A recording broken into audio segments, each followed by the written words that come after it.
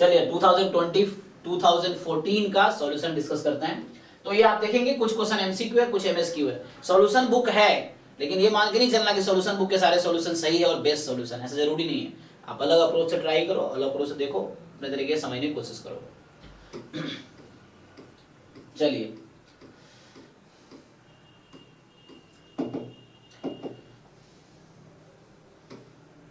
तो part 1 objective questions देखिए।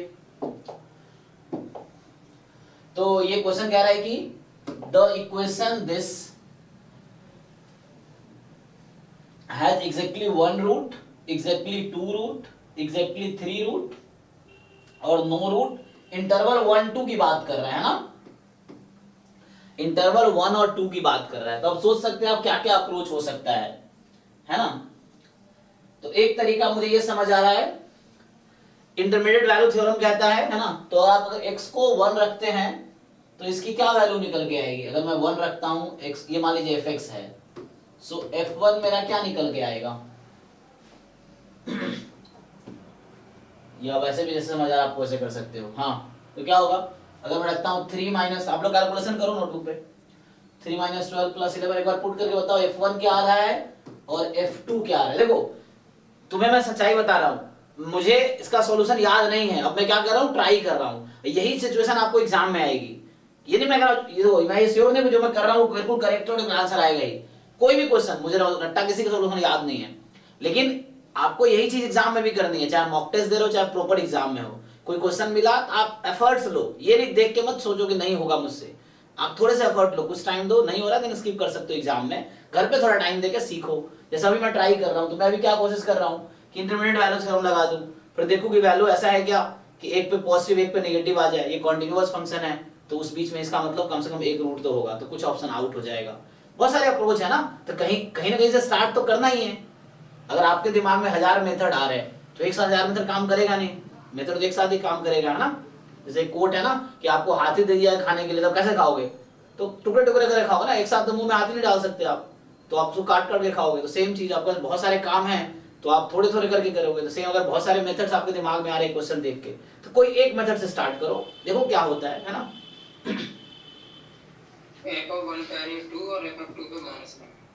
Okay, इससे इससे क्या श्योर हो गया, जो मैं सोच रहा था वैसे ही हुआ।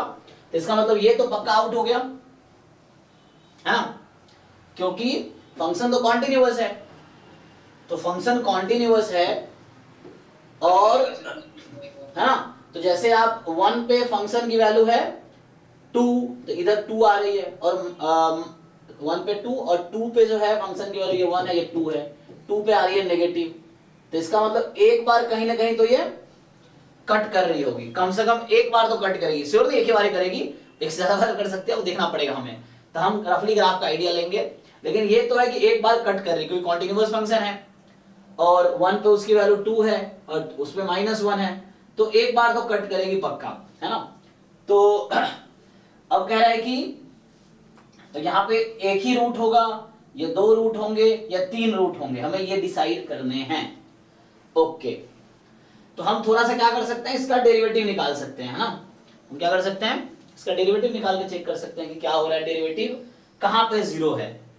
जैसे हमने पिछले 2015 के पेपर में एक क्वेश्चन था क्यूबी की क्वेश्चन वाली, तो वहां भी क्या किया हमने, डेरिवेटिव निकाले, 0 पुट किया, क्रिटिकल पॉइंट आया, एक क्रिटिकल पॉइंट आया, फिर देख लिया साइन स्कीम बना के कि किस इंटरवल में फंक्शन इंक्रीजिंग है, किस में डिक्रीजिंग है, कहां पे मैक्सिमा मिनिमा है, तो उससे रफली ग्राफ का एक आइडिया मिल गया, तो सॉल्यूशन आ गया।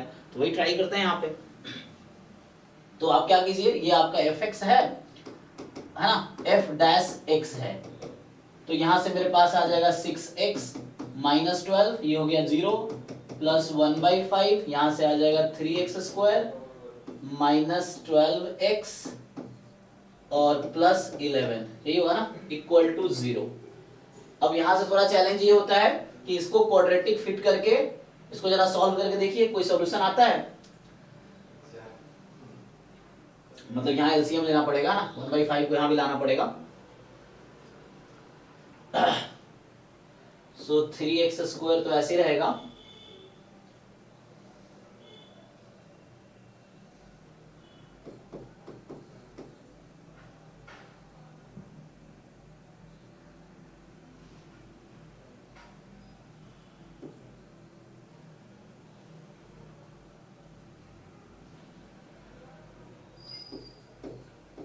ये बन के आएगा। देखिए जरा आप लोग, तो अब इसमें क्वेश्चन ये है कि इसका सॉल्यूशन निकालना आसान है, तो ये देखना पड़ेगा हमें कि इसका अगर रूट मिल जाए तो इससे आइडिया मिल जाएगा कि फंक्शन का क्रिटिकल पॉइंट क्या है।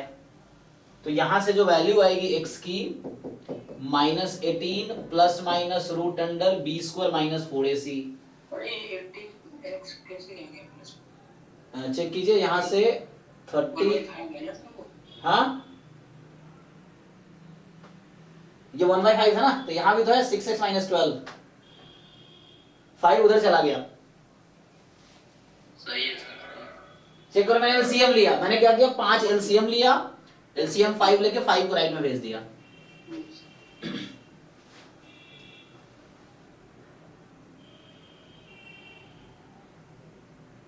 अच्छा एक चीज मुझे यहाँ समझ ये आ रहा है, एक मिनट, कि इसका डेरिवेटिव ये है ना, ओके, तो यहाँ कुछ ट्रिक हो सकता है ना, कि ये फंक्शन है, इनफैक्ट इस पूरे का डेरिवेटिव ये है ना, देखो इस पूरे का डेरिवेटिव करोगे ये आएगा।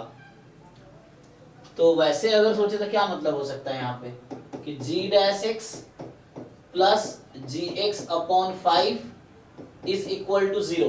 देखो मैं फिर से तुम्हें समझाना चाह रहा हूं, देखो मैं मुझे सॉल्यूशन रट्टा नहीं है तो मैं ट्राई कर रहा हूं। अब यही सेम सिचुएशन आपकी आएगी जब आप एग्जाम में बैठे होगे कि क्वेश्चन नया मिला, अब आपको नहीं आता है, क्योंकि ऐसा थोड़ी कि देखा हुआ क्वेश्चन ही आएगा, नया आएगा, तो क्या करोगे आप उस सिचुएशन में, ट्राई करोगे, यही रास्ता, दूसरा कोई रास्ता ही नहीं है। तो सेम यहाँ पे है, क्योंकि ऐसा थोड़ी होता है। प्रॉब्लम क्या होती है, जब आप सॉल्यूशन देख लेते हो ना तो आप उसी डायरेक्शन में सोचते हो, क्योंकि और डायरेक्शन आप छोड़ देते हो, आपको लगता है यही सॉल्यूशन सही है, और एग्जाम में फिर आपके पास कोई डायरेक्शन नहीं रहता, क्योंकि सॉल्यूशन तो है नहीं, तो आपके दिमाग में कुछ आता ही नहीं है, आपको दिमाग कहता है कि सॉल्यूशन दिखाओ, तो ये दिक्कत आती है ना। तो वैसा होता है, आपको सोचना पड़ेगा, एनीवे ट्राई करो। तो एक अप्रोच मुझे पता है कि मैं राफ्ली ग्राफ बना लूं, दूसरा अप्रोच ये है कि यहाँ से मुझे कुछ ट्रिक दिख रहा है, तो इसी को ट्राई करते हैं। इसका सॉल्यूशन क्या आएगा, या फिर वो लगा सकते हो Rolle's theorem, mean value theorem, हालांकि इंटरमीडिएट वैल्यू थ्योरम लगाया मैंने, तो इस बीच में क्या होगा इसके पास, हिट एंड ट्रायल तरीके से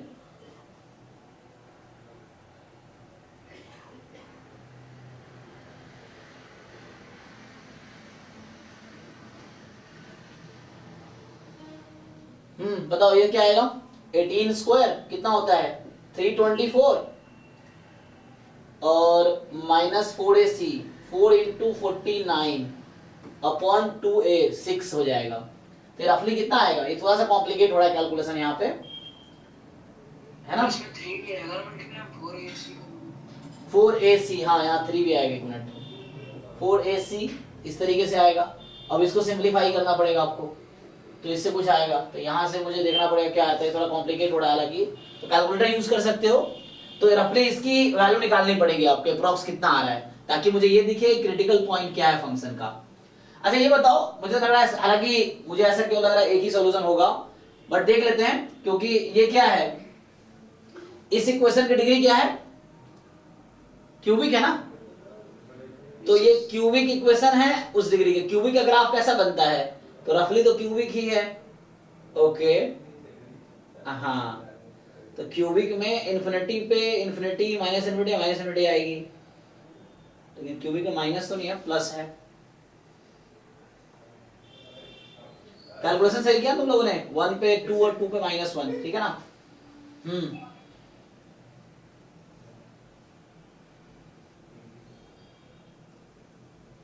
तो यहां से देखो ये अप्रॉक्स बताओ, ये तरीका है, या कोई आसान तरीका बताना चाहो तो बताओ क्या कर सकते हैं। सर वो उसमें आ रहा है -18 plus minus 30 point something sir, 1। अच्छा ये रूट निकाला आपने, 324 प्लस 12 इंटू 49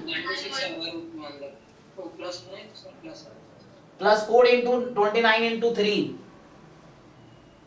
4 इंटू 49 इंटू 3, तो सर रूट अप्रॉक्स आ रहा है 8 point something and 2 point something, मतलब टोटल आंसर बता रहे हो, x की वैल्यू यस सर, कितना आ रहा है, 8.0 समथिंग आ रहा है, मतलब हाँ इधर ही ले लिया, और दूसरा 2 आ रहा है 2 पॉइंट समथिंग, 2 पॉइंट ज्यादा ही आ रहा है मतलब, है ना। यस तो इसका मतलब है कि जो क्रिटिकल पॉइंट है वो 2 है और एक है तुम्हारा 8 आगे है ना। तो हमें तो 1 2 के बीच में बात करनी है ना। हालांकि यहाँ पे इंटरमीडिएट वैल्यू थ्योरम यूज होगा, तो जहां तक मुझे लग रहा है कि आंसर यही होना चाहिए, लेकिन देख लेते हैं।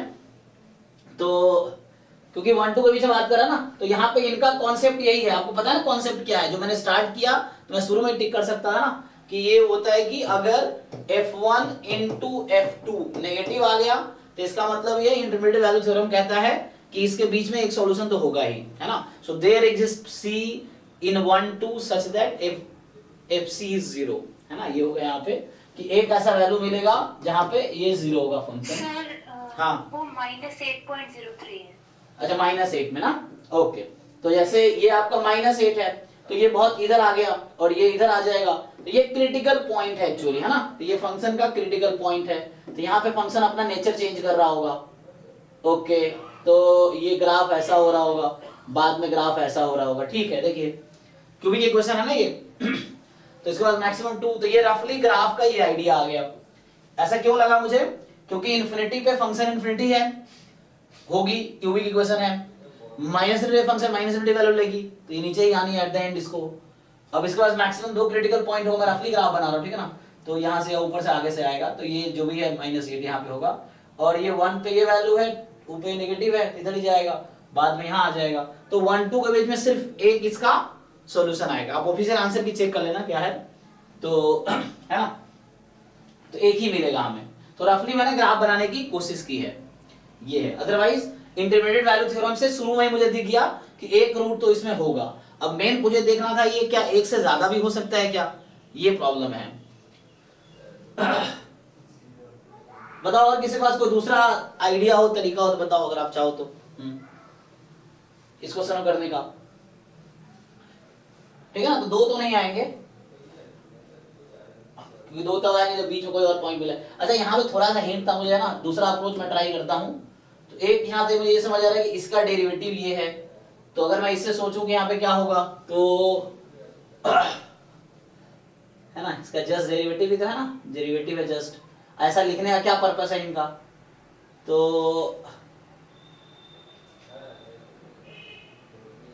सर ये रूट एग्जैक्टली 2 नहीं आ रहा है और वो ओपन इंटरवल है, तो कैसे ये वाला ले सकते हैं?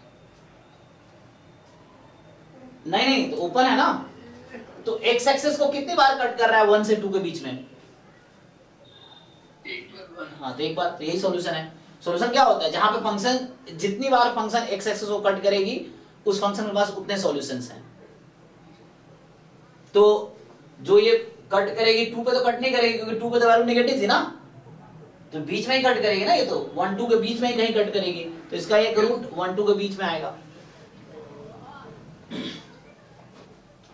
सर पर इस मेथड से जो किया हम लोगों ने, कुछ 2 पॉइंट कुछ आ रहा, तो वो तो क्रिटिकल पॉइंट है। क्रिटिकल पॉइंट क्या होता है, ये f' को 0 पुट किया हमने, ये जो आया ये क्रिटिकल पॉइंट है। क्रिटिकल पॉइंट क्या होता है, जहां पे फंक्शन अपना नेचर चेंज करेगी।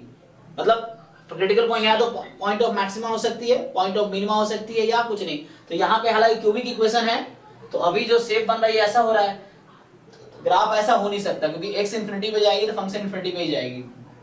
तो फर्दर हम चेक कर सकते हैं, फर्दर क्या कर सकते हैं, आप साइंस स्कीम बनाओ, जो हम लोग क्लास 12 में करते थे, फर्स्ट डेरिवेटिव टेस्ट, वो कर सकते हैं हम लोग। तो वो क्या होगा, -8 पॉइंट समथिंग है, एक 2 है, ये क्या कर रहा हूं, science scheme for f'(x), science scheme for f'(x) function का डेरिवेटिव। तो देखो फंक्शन के डेरिवेटिव में अगर 2 से ज्यादा वैल्यू लोगे तो आपका क्या आएगा, पॉजिटिव नेगेटिव पॉजिटिव। इसका मतलब ये है कि आप चेक कर सकते हो चाहो तो, फंक्शन का जो डेरिवेटिव आया हुआ ना, ये जो डेरिवेटिव है, इसमें -8 और 2 के बीच कोई भी पॉइंट लो, एग्जांपल के लिए 0 ले लो, तो 0 ले लोगे तो क्या आंसर आएगा आपका, नेगेटिव आएगा। 2 से ज्यादा कुछ भी ले लो, लार्जर, चेक करो इसमें पुट करके, इसमें 1 मिनट, यहाँ पे क्या आएगा 0 रखने पे, पॉजिटिव नेगेटिव, नेगेटिव आएगा ना, क्योंकि -12 है और +11/5 है, नेगेटिव ही आना है। और 2 से ज्यादा कुछ भी ले लो, पॉजिटिव आएगी। मतलब 0 पे चेक कर रहा हूँ पहले, 0 पे चेक कर, इधर -8 से ऐसा, हाँ ऐसा बोल सकते हैं कि 1 और 2 के बीच में मोनोटोनिक है, तो यस, वैसा ही वो डिक्रीज करेगा। हाँ लेकिन कैसे डिसाइड करें मोनोटोनिक, हाँ अब डिसाइड हुआ ना, शुरू में तो नहीं। मेन वैल्यू थ्योरम से अगर लगा देंगे तो वो नेगेटिव आ जाएगा। वो सही है, जैसे वो नेगेटिव वैल्यू लिखा तो स्टार्ट मैंने यहां से किया था कि f1 2 है, f2 -1 है, ठीक। तो इससे मुझे ग्राफ का इतना बस पता चला था, ये वाला। अब मैं ये श्योर नहीं था कि एक पता चल गया एक रूट तो होगा, ये पता चल गया मुझे, लेकिन ये श्योर नहीं था मैं कि एक से ज्यादा होगा कि नहीं होगा। तो जैसे आपने कहा मोनोटोनिक है, यस, तो मोनोटोनिक कैसे पता चलेगा मुझे? यहां से पता चल रहा है फिर, है ना, कि 1 से 2 में फंक्शन डिक्रीजिंग है, तो एक बार ही कट करेगी। हां ये है। तो वही हम देख रहे हैं, जो कह रहे हैं कैसे आइडिया लगा, तो वही बोल रहा हूं कि जो क्रिटिकल पॉइंट 2 आया, 2 पे क्या हो रहा है, f' माइनस से प्लस हो रहा है, मतलब डिक्रीजिंग से इंक्रीजिंग हो जाएगा। और -8 पे क्या है, इंक्रीजिंग से डिक्रीजिंग हो गया, तो ये इंक्रीजिंग से डिक्रीजिंग हो गया -8 पे। तो और चूंकि क्यूबिक इक्वेशन है, तो इसके पास मैक्सिमम 2 ही क्रिटिकल पॉइंट हो सकते हैं, क्योंकि डेरिवेटिव सेकंड डिग्री की हो जाएगी, तो 2 ज्यादा हो नहीं सकते हैं, तो ये 2 क्रिटिकल पॉइंट यही है। और तो इसका ये ग्राफ है। एनीवे, कहने का मतलब 1 से 2 के बीच में ये फंक्शन स्ट्रिक्टली डिक्रीजिंग है, इसीलिए चलेगा। अच्छा हाँ, अगर आप शुरू में भी ऐसे कर लेते तो एक और अप्रोच ये था, हालांकि मैं है ना इतना किया, दूसरा तरीका आप बता रहे थे वो आसानी से यहां से हम देख सकते हैं। क्या कर सकते थे कि शुरू में ही मैं f' निकाला, अब आप अभी जैसे मैं f1 f2 निकाल रखा हूं, अगर मैं आपसे पूछूं f'1 निकालो और f'2 निकालो, चेक करो दोनों नेगेटिव आएगा, है ना। तो इससे ये दिख रहा है कि 1 और 2 दोनों पे फंक्शन डिक्रीजिंग ही है ना। तो उससे दिख रहा है अच्छा मोनोटोनिक ही है, तो वैसे डिसाइड कर सकते थे आप, है ना। तो ये आउट हो जाएगा। तो एक सॉल्यूशन तो यहीं से आ गया था, लेकिन प्रॉब्लम ये था कि हम कैसे डिसाइड करें एक से ज्यादा नहीं है, तो उसके लिए थोड़ा और इन्वेस्टिगेशन करना पड़ेगा। ठीक है, तो आपको अपने तरीके से सोचना पड़ेगा। चलिए इसको देखते हैं। तो a circle of random radius r, तो r रैंडम वेरिएबल है आपका, is constructed where the random variable r has uniform 0-1 distribution. The probability that the area of circle easy है कि probability area मतलब pi r square less than 1, तो solve कर लेंगे ना आप लोग। तो यहाँ से r square less than 1 by pi, तो यहाँ से r तो नेगेटिव हो नहीं सकता कभी, तो just r less than 1 by root pi, तो ये हो गया CDF at 1 by root pi। और आपको पता है कि यूनिफॉर्म 0-1 का CDF क्या आता है, कितना होगा, x आता है, तो इसका आंसर 1 by root pi आ गया। तो ऐसे ही आ गया, तो आंसर ही निकाल दिया मैंने, है ना। तो ये आ गया D, ठीक है ना। इसने कहा था एरिया जो है ना वो 1 से कम होगा, तो pi r square less than 1, simplify करते चले गए। r रैंडम वेरिएबल है जिसका डिस्ट्रीब्यूशन यूनिफॉर्म 0-1 है, तो इससे आ जाएगा। चलिए, ये तो बहुत इजी, आपको दिक्कत समझ आ रहा होगा कि रैंडम वेरिएबल x का mgf है। बताइए किसका mgf है, ये किस फॉर्म का है, ये mu T plus half sigma square T square, है ना। उसको खोलेंगे आप तो दिखेगा कि e की power 2t plus 2t square. अब कंपेयर कर लीजिए, तो म्यू 2 आ गया और सिग्मा स्क्वायर कितना आ गया, 4 आ गया। तो ये x जो है वो नॉर्मल 2,4 है, तो अब तो हो जाएगा। आप स्टैंडर्ड नॉर्मल बना लीजिए, तो ये 5 हाँ 5,0 के 1/2 आ जाएगा। तो इस वाला के आसान काफी इजी लेवल का क्वेश्चन ऐसे दिख रहा है इसमें, प्रोबेबिलिटी में स्पेशली। ये system consisting of n component, है ना। इस तरह के क्वेश्चन अभी 15 में पेपर में था, 2015 में। A system consisting of n component functions if and only if at least one of the n component functions, तो फंक्शन काम करेगी, कम से कम एक कंपोनेंट काम कर रही है। हालांकि जरूरत नहीं है डिसाइड करने का, सीरीज या पैरेलल है, लेकिन आप देख सकते हैं कि एटलीस्ट वन काम कर रहा है, तो पैरेलल सिस्टम ही है। ओके, तो suppose that the all the component n of the system function independently and each with probability 3/4, ठीक है ना। तो if the probability of functioning of system is this, then value of n 15 में exactly same ही तो था, वहां भी n ही निकालना था शायद, 15 वाले में पेपर में n ही निकालना था ना वहां भी।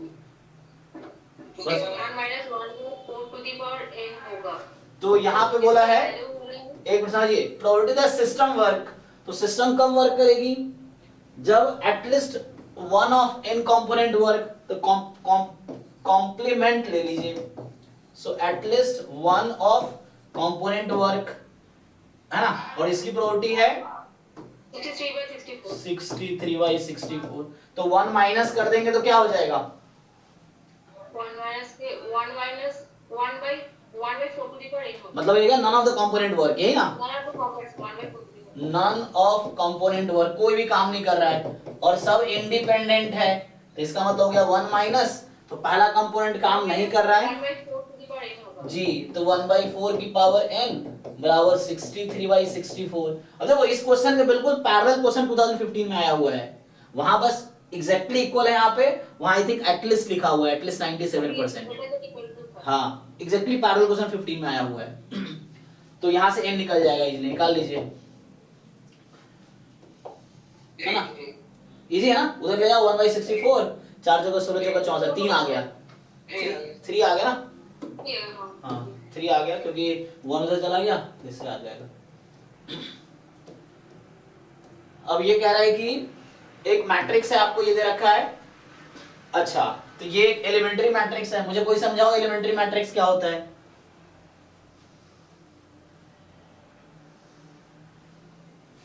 जब डेफिनेशन पता नहीं होगा तो कैसे ऑप्शन डिसाइड करोगे? हाँ इसको मैट्रिक्स को लिखा जा सकता है, जैसे रो ऑपरेशन ऑपरेशन लगा के लिखा जा सकता है। हाँ एग्जांपल के जैसे कि r1 के लिख सकते हैं, मतलब 5 यानी राइट। तो जो हमारा एलिमेंट्री मैट्रिक्स क्या होता है? एक ऐसा मैट्रिक्स जिसमें एक ऑपरेशन लगा के आइडेंटिटी बना सको तुम, या फिर आइडेंटिटी पे एक ऑपरेशन लगा के जिसको बना सको तुम। एक ही ऑपरेशन लगाने हैं। एलिमेंट्री ऑपरेशन 3 तरह के होते हैं, 3 रो या 3 कॉलम, तो उनमें से एक ही यूज करना है आपको। So just one elementary operation use करके आइडेंटिटी मैट्रिक्स तक पहुंच जाओ, या यहां से आइडेंटिटी तक या आइडेंटिटी से यहां तक, सेम बात है, क्योंकि हर एलिमेंट्री ऑपरेशन का इनवर्स ऑपरेशन एग्जिस्ट करता है। तो क्या ऐसा होगा ये आइडेंटिटी बन पाएगी एक ऑपरेशन में? No sir. तो ऐसा तो नहीं बना पाएंगे आप। Can be written as a product of elementary matrices.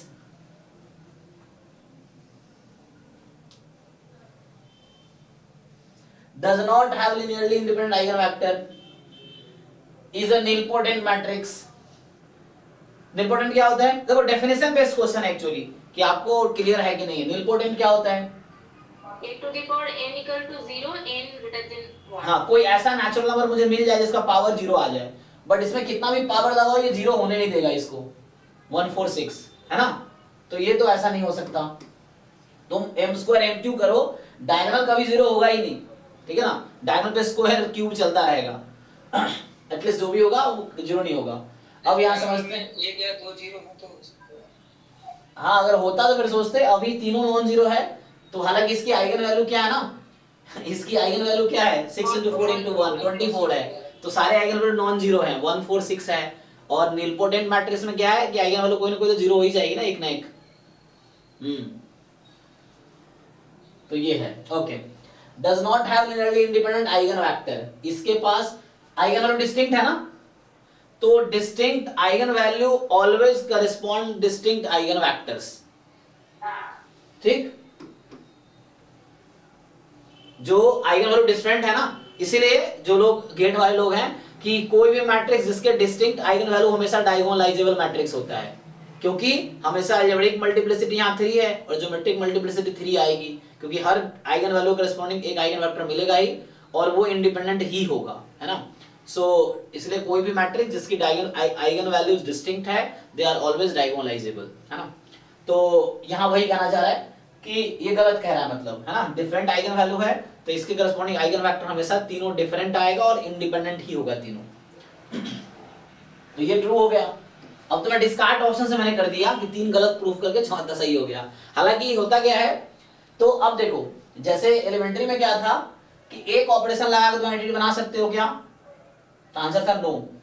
लेकिन अगर मैं आपको बोलूं कितने भी एलिमेंट्री ऑपरेशन लगा लो तब आइडेंटिटी बना पाओगे क्या? है ना? No sir. हाँ यस ठीक है ना?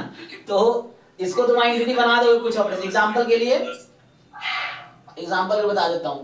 सेकेंड रो को 4 से डिवाइड कर दो, यहाँ 1 बन जाएगी। अब ये 1 इसको 0 बना देगा। फिर इसको 6 से डिवाइड कर दो, 1 बन जाएगी। ये 1 इन दोनों को 0 बना देगा। तो सिर्फ तुम्हें ऑपरेशन कितने लगाने, 1 2 3 4 5 ऑपरेशन लगा के आइडेंटिटी मैट्रिक्स बन जाएगी। और each elementary operation generates an elementary matrix. समझो, हर एलिमेंट्री ऑपरेशन एक एलिमेंट्री मैट्रिक्स जनरेट करता है। तो इसलिए ये लिखा हुआ है ऐसा कि it can be written as a product of elementary matrices. Answer is yes, क्योंकि जो ऑपरेशन तुम लगा रहे हो ना वही ऑपरेशन आइडेंटिटी पे लगाओ तो उसका प्रोडक्ट आता चला जाएगा। तो मतलब एवरी एलिमेंट्री ऑपरेशन प्रोड्यूस या जेनरेट एन एलिमेंट्री मैट्रिक्स। तो अगर किसी तुम लोग जो इनवर्स निकालते हो, जो प्रोसेस करते हो कि a बराबर 12th क्लास में था ना कि a बराबर ai या ai बराबर a, है ना। तो जब रो ऑपरेशन लगाते हो इस पे काम करते हो, फिर इसको तुम बना देते थे क्या, नहीं हम क्या करते थे, कहां से स्टार्ट करते थे, यहाँ ऐसे रखते थे, इस पे काम करते थे। रो ऑपरेशन किस पे काम करता है, लेफ्ट या राइट। प्रोडक्ट में रो ऑपरेशन किस पे काम करता है, रो ऑपरेशन लेफ्ट पे काम करेगा। तो यहाँ पे हो जाएगा हमारा आई ए बराबर, तो सेम ही लिख दिया मैंने, मुझे लिखना है आई ए बराबर ए। तो होता क्या है एलिमेंट्री ऑपरेशन में, तुम इस पे ऑपरेशन लगाते हो, इस पे लगाते हो, इसको चेंज करके तुम बना देते हो, मतलब इसको चेंज करके तुम आई बना देते हो, तो ये खुद ही चेंज होके ए इनवर्स बन जाता है। किसी को याद हो क्लास 12th में जो था elementary operation, finding inverse using elementary operation, तो वहां ये तो करते थे हम लोग कि यहाँ से स्टार्ट करते थे आई बराबर ए से। हाँ, यहाँ जो बचेगा वो ए इनवर्स है। तो हो क्या रहा है, मैं बता रहा हूँ हो क्या रहा है। एक्चुअली होता क्या है कि तुम इस आई पे एक ऑपरेशन लगाए तो पहला एलिमेंट्री मैट्रिक्स से मल्टीप्लाई किए, जब दूसरा ऑपरेशन लगाए दूसरा एलिमेंट्री मैट्रिक्स से मल्टीप्लाई किए, तीसरा ऑपरेशन लगाए तीसरा एलिमेंट्री मैट्रिक्स से मल्टीप्लाई किए। इस तरह मान लो तुम्हें 3 क्रॉस 3 का है तो 9 ऑपरेशन लगाओगे, तो 9 एलिमेंट्री मैट्रिक्स का इसमें मल्टीप्लाई करोगे, ए इनवर्स बन जाएगा। और इसमें 9 एलिमेंट्री मैट्रिक्स मल्टीप्लाई करोगे, आइडेंटिटी बन जाएगी। तो हर elementary operation is equivalent to an multiplying an elementary matrix. उस कॉन्सेप्ट पे क्वेश्चन है, तो इसलिए ट्रू है। सर इससे ये कंक्लूड कर सकते हैं ना, कोई मैट्रिक्स इनवर्टिबल है तो as a product of elementary matrices लिख सकते हैं। हाँ हाँ हाँ, क्योंकि इसका आइगन वो है, लिख सकते हैं, क्योंकि इनवर्स एग्जिस्ट करता है ना। रो रिड्यूस्ड इकोलॉन फॉर्म में जब कन्वर्ट कर रहे थे हम, है ना, तो एंड में क्या होता है, वही तो बन जाता है, जितने उसके रैंक होते हैं तो उतने क्रॉस उतने की आइडेंटिटी मैट्रिक्स बनती है उसमें। रो रिड्यूस्ड इकोलॉन फॉर्म जो होता है, अगर n क्रॉस n की मैट्रिक्स है, रैंक उसकी r है, तो रो रिड्यूस्ड इकोलॉन फॉर्म जो बन के आएगा उसमें r क्रॉस r की आइडेंटिटी मैट्रिक्स बनेगी, बाकी 0 हो जाएगी। तो ये चूंकि इसका रैंक 3 है तो इसको जब एलिमेंट्री ऑपरेशन आएगा रैंक 3 की बनेगी, क्योंकि ये फुल रैंक मैट्रिक्स है, तो ये 3 क्रॉस 3 की आइडेंटिटी बन जाएगी। तो ये ओके है। चलिए, ये अब आपके सिलेबस में नहीं है, इसको छोड़ देते हैं, इस पे आते हैं। ये क्या है, टी एक मैट्रिक्स है, लीनियर ट्रांसफॉर्मेशन का क्वेश्चन। हाँ, इसको अब ये सिलेबस में नहीं है, तब था। तो समझिए, ये इंडिपेंडेंट रैंडम वेरिएबल है, which of the following pairs independent है। तो जस्ट क्या करना है, x1 x2 x3 है ना, तो कोवेरिएंस निकालेंगे इन दोनों का, तो ये वेरिएंस के इक्वल हो जाएगा, वेरिएंस कभी 0 होगा नहीं, तो इसीलिए ऑप्शन सी होगा सर, है ना। तो ये गलत है, यहाँ x1 x2 ये ओके है, यहाँ x1 कॉमन है तो आउट हो जाएगा, यहाँ x2 कॉमन है तो आउट हो जाएगा, ठीक है ना, क्योंकि कोवेरिएंस निकालेंगे। तो हमने थ्योरम क्या पढ़ा है, xy are independent then covariance is 0। Equivalent theorem है, if covariance is non zero then x and y are क्या, नॉट इंडिपेंडेंट, ठीक है ना। तो यहाँ पे कोवेरिएंस निकालोगे तो इन डिस्कार्ड ऑप्शन से हो गया, तो ये डिस्कार्ड। ऑल्दो हालांकि xy है ना, तो x1 x2 इंडिपेंडेंट है, तो x1 प्लस x2 भी x3 से इंडिपेंडेंट रहेगा। ओके, इस सीरीज पे आते हैं।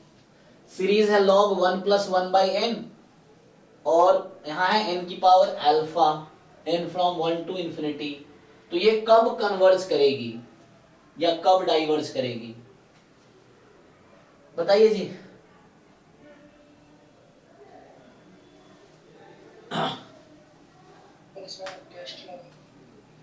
तुम टेस्ट यूज कर सकते हो, तो क्या करोगे, ऑप्शन ए होगा सर। ऑप्शन ए होगा, कैसे, सर ऑप्शन ए कहना होगा क्योंकि अल्फा ग्रेटर देन 0 है, तो limit n tends to infinity करने से वो मतलब वहाँ पर ऊपर n ले लेंगे तो log 1 plus 1 by हाँ इसका आंसर क्या आता है? सर नहीं मैं अल्फा ग्रेटर देन 0 मतलब नहीं, देखो। तो n स्क्वायर कर दीजिए log e सर नहीं n 1 by n नहीं सर आप n स्क्वायर लीजिए हाँ कोई बात नहीं, यहाँ n स्क्वायर रखें। हाँ अच्छा, मतलब n क्या आगे होगा? ग्रेटर देन n स्क्वायर लीजिए हाँ। फिर इसको सर क्यूब कर दीजिए और ऊपर में n ले लीजिए उससे मत करो। देखो तुम देखो एक तो काम करो, सिंपली इतना दिमाग में मत लगाओ, छोड़ो। हाँ ठीक है, उस तरीके से भी कर सकती है जो आप कह रहे हो। ऊपर e आ जाएगा और नीचे 1 by n क्यूब आ जाएगा और limit n tends to infinity से वो 0 हो जाएगा। तो ऐसे कन्वर्ट करते हैं अल्फा ग्रेटर देन ऊपर e आ जाएगा, कैसे e आ जाएगा? सर आप n ले लीजिए ना। हाँ क्या लिखूं? log 1 plus 1 by n upon n। हाँ n नहीं अपॉन नहीं इनटू n। इनटू में n करूं? हाँ log के पहले log से पहले। हाँ ठीक है, log से पहले log बाद में, क्या दिक्कत है? हाँ हाँ ठीक है बाई हाँ n क्यूब कीजिए। n क्यूब करें। हाँ हाँ फिर? अल्फा ग्रेटर देन 0 है इसीलिए और log to the power n हो गया e हो जाएगा हाँ और बाई n क्यूब 0 हो जाएगा। log e by n cube मतलब ये इन्फिनिटी हो गया तो ये 0 हो जाएगा। फिर हाँ तो उससे कन्वर्जन हो जाएगा। किसने कहा ये? आपके सारे फंडे हिले हुए हैं, आप उसको ठीक करो। तो कंपैरिजन टेस्ट हो जाएगा। हाँ वो तो हो ही जाए, बहुत सारे तरीके हैं, वो तो है, लेकिन ये जो बता रहे थे आप, डायरेक्ट थ्योरम से होता अरे डायरेक्ट थ्योरम नहीं लगता, आपको समझना है कब theorem if and only true है, कब वन वे है। जो आप बता रहे हो उसका कन्वर्स ट्रू नहीं है, वो जस्ट वन वे है, समझिए। उसमें ये होता है कि दिस इज कन्वर्जेंट। आपको यहीं पे आप एग्जाम में गलती करोगे फिर मार्क्स कटेंगे आपके। This is convergent then limit n tends to infinity an is 0। ये थ्योरम ऐसा नहीं कहता है कि ऐसा हो जाएगा तो ये कन्वर्जेंट होगा। आप जो फंडा लगा रहे थे ना, तो आपके हिसाब से उस फंडे से ये भी कन्वर्जेंट आ जाएगा, आपके कॉन्सेप्ट से आ जाएगा ना। लिमिट यहाँ इंटरसेप्ट लगाते हैं, ये 0 पे चली गई तो कन्वर्जेंट हो गई, है कन्वर्जेंट। तो सीखिए, आपको यही सीखना पड़ेगा। हाँ तो आपको समझना है कब कन्वर्स ट्रू है कब नहीं ट्रू है, और यही बच्चा गलती करता है पिछले क्वेश्चन में भी। तो इसका कन्वर्स ट्रू नहीं है, अगर an की लिमिट 0 हुई तो जरूरी नहीं है कन्वर्जेंट होगा। हाँ इसका इक्विवेलेंट स्टेटमेंट ये जरूर है कि limit n tends to infinity an अगर नॉन जीरो है तो गारंटी है, इसी का इक्विवेलेंट स्टेटमेंट है कि सीरीज an जो होगा दिस इज डाइवर्जेंट, ये गारंटी है आपको। अब इसका भी कन्वर्स ट्रू नहीं है कि अगर कोई सीरीज डाइवर्जेंट है तो जरूरी नहीं है कि लिमिट नॉन जीरो आएगी, जीरो भी आ सकती है, नॉन जीरो भी आ सकती है, तो कन्वर्स इसका भी ट्रू नहीं है। तो इन दोनों बोलते हैं एक दूसरे का कंट्रापोजिटिव स्टेटमेंट है। सेम सिचुएशन पिछले क्वेश्चन में थी, वहां भी बच्चा कोई सोच सकता है कि जब मैं कह रहा था कि if x and y are independent, है ना, तो कई बार बच्चा बता देता है ना कि सर कोवेरिएंस 0 आ रहा है तो इंडिपेंडेंट है। वैसा नहीं होता ना, क्योंकि इंडिपेंडेंट है तो कोवेरिएंस 0 आएगा। इसका भी कन्वर्स ट्रू नहीं है, अगर कोवेरिएंस 0 है तो इंडिपेंडेंट हो भी सकता है नहीं भी हो सकता है। तो इसका इक्विवेलेंट थ्योरम क्या है, मतलब इसको अगर यूज करना हो दूसरे तरीके से तो ऐसे यूज नहीं कर सकते कि ये 0 है तो इंडिपेंडेंट है। उसको ऐसे यूज कर सकते हैं कि अगर कोवेरिएंस xy का नॉन जीरो है तो ये गारंटी देगा कि x and y are not independent, ये इसकी गारंटी देगा, है ना। तो जैसे ये तो पता ही आप लोगों को प्रोबेबिलिटी बैकग्राउंड के हैं इसीलिए, लेकिन यहाँ पे कंफ्यूजन होता है ना, तो आपको ये समझना है। चलिए तो कोई टेस्ट लगा लीजिए, कोई दिक्कत नहीं है, कंपैरिजन टेस्ट या आप कंपैरिजन टेस्ट लगा सकते हैं, रेशियो टेस्ट लगा सकते हैं, रूट टेस्ट ठीक रहेगा, आप रूट टेस्ट लगा कर देख सकते हैं। हाँ जी बताओ, कोई बता रहे थे, तथागत कुछ बता रहे थे, बताइए। कंपैरिजन से भी कर सकते हैं, एक्सपेंशन log 1 plus x को एक्सपैंड कर दो, अल्फा ग्रेटर देन 0 हो जाएगा। log 1 plus x को एक्सपैंड कर लो, उससे भी एक आइडिया मिल जाएगा आपको, है ना। log plus x 1 plus x का एक्सपेंशन से, और कंपैरिजन टेस्ट भी है, रेशियो टेस्ट, रूट टेस्ट लगा लो, इसकी पावर 1/n करके देख लो, उससे भी ट्राई कर सकते हो आप। मतलब बहुत सारे अप्रोच है, आप ट्राई करके देखो, और नहीं हो रहा तो फिर पूछो। log 1 plus एक्सपेंशन आता है ना सबको, एक्सपेंशन खोलो फिर देखो अल्फा सूटेबल क्या होगा, जिसके लिए कन्वर्ट ये कन्वर्ज ही करेगी सीरीज, तो सुटेबल अल्फा दिख जाएगा। क्या आंसर आता है जिन लोगों ने किया है? दिक्कत ये अच्छा ठीक है। इसमें सर कौन सा लगाएं, फिर रेशियो टेस्ट लगाएं या तुम कंपैरिजन किससे हो जाएगा? कंप्लीट हो जाएगा। तो अल्फा मोर देन 0 है तो n की पावर अल्फा क्या होगा, वही मोर देन 0 होगा। उसे करना चाहो तो, या फिर ऐसा करो n के साथ कंपेयर कर लो। कैसे? n equal to 1 upon n का पावर अल्फा प्लस 1 लेंगे, अच्छा bn आप लेंगे 1 अपॉन n का पावर अल्फा प्लस 1, प्लस 1 यहाँ लिखूं? n का पावर अल्फा, अच्छा पावर में, ओके तो आप ये लेना चाह रहे हैं, ठीक है। सो यहाँ पे आपने bn कंसीडर किया 1 अपॉन n की पावर अल्फा प्लस 1। सो फिर आप क्या कर रहे हैं, लिमिट कंपैरिजन टेस्ट। सीरीज में p सीरीज एक्सपेंशन हो जाएगा। लिमिट कंपैरिजन जब सॉल्व करेंगे तो log e के टर्म में आएगा और 1 आ जाएगा। अच्छा तो वही मैं कहना चाह रहा हूँ, आप ऐसा कर रहे होंगे an अपॉन bn की लिमिट निकाल रहे होंगे, limit n tends to infinity. देखो इसमें मतलब सॉल्यूशन पहले मत देखो, पहले खुद अपने तरीके लगाओ, तो आपको 4-5 तरीका दिखेगा। जब सॉल्यूशन देख लिया आपने बुक में तो उसके आगे आपका दिमाग चलेगा ही नहीं, ये है। तो इसलिए पहले अपने तरीका लगाओ, बहुत सारे तरीके हैं। तो एक जैसे ये है n टेंड्स टू इंफिनिटी, तो आप ये अप्लाई करके देख लीजिए क्या आता है ना। तो अगर ये नॉन जीरो क्वांटिटी आती है, पॉजिटिव क्वांटिटी आती है, तो दोनों का बिहेवियर सेम रहता है, ऐसा होता है ना। देख लो उससे। तो ये अल्फा मोर देन 0 के लिए क्या हो रहा है, ये तो कन्वर्जेंट रहेगा इसका सीरीज है ना, अल्फा मोर देन 0 के लिए, तो ये भी कन्वर्जेंट हो जाएगी। मतलब ये आपका ये कह रही है ई आएगा ना, जो कि पॉजिटिव है।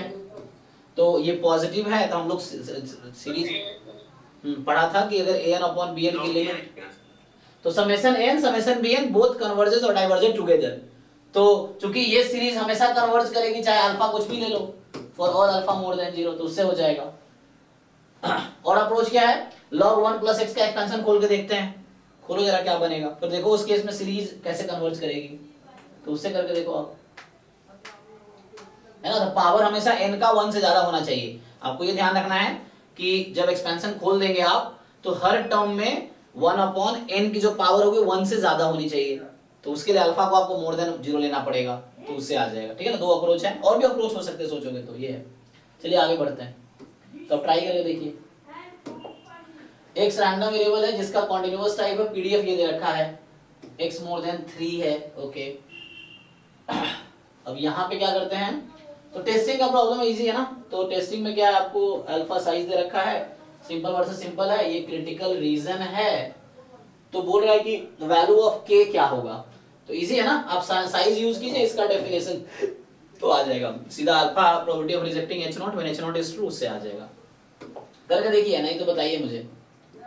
अभी हम एक बार इसको डिस्कस कर लेते हैं, फिर डाउट भी करेंगे 2015 से 23 का किसी का रह गया हो तो, अदरवाइज पहले वीडियो देख लेना जो नहीं देखा हो तो।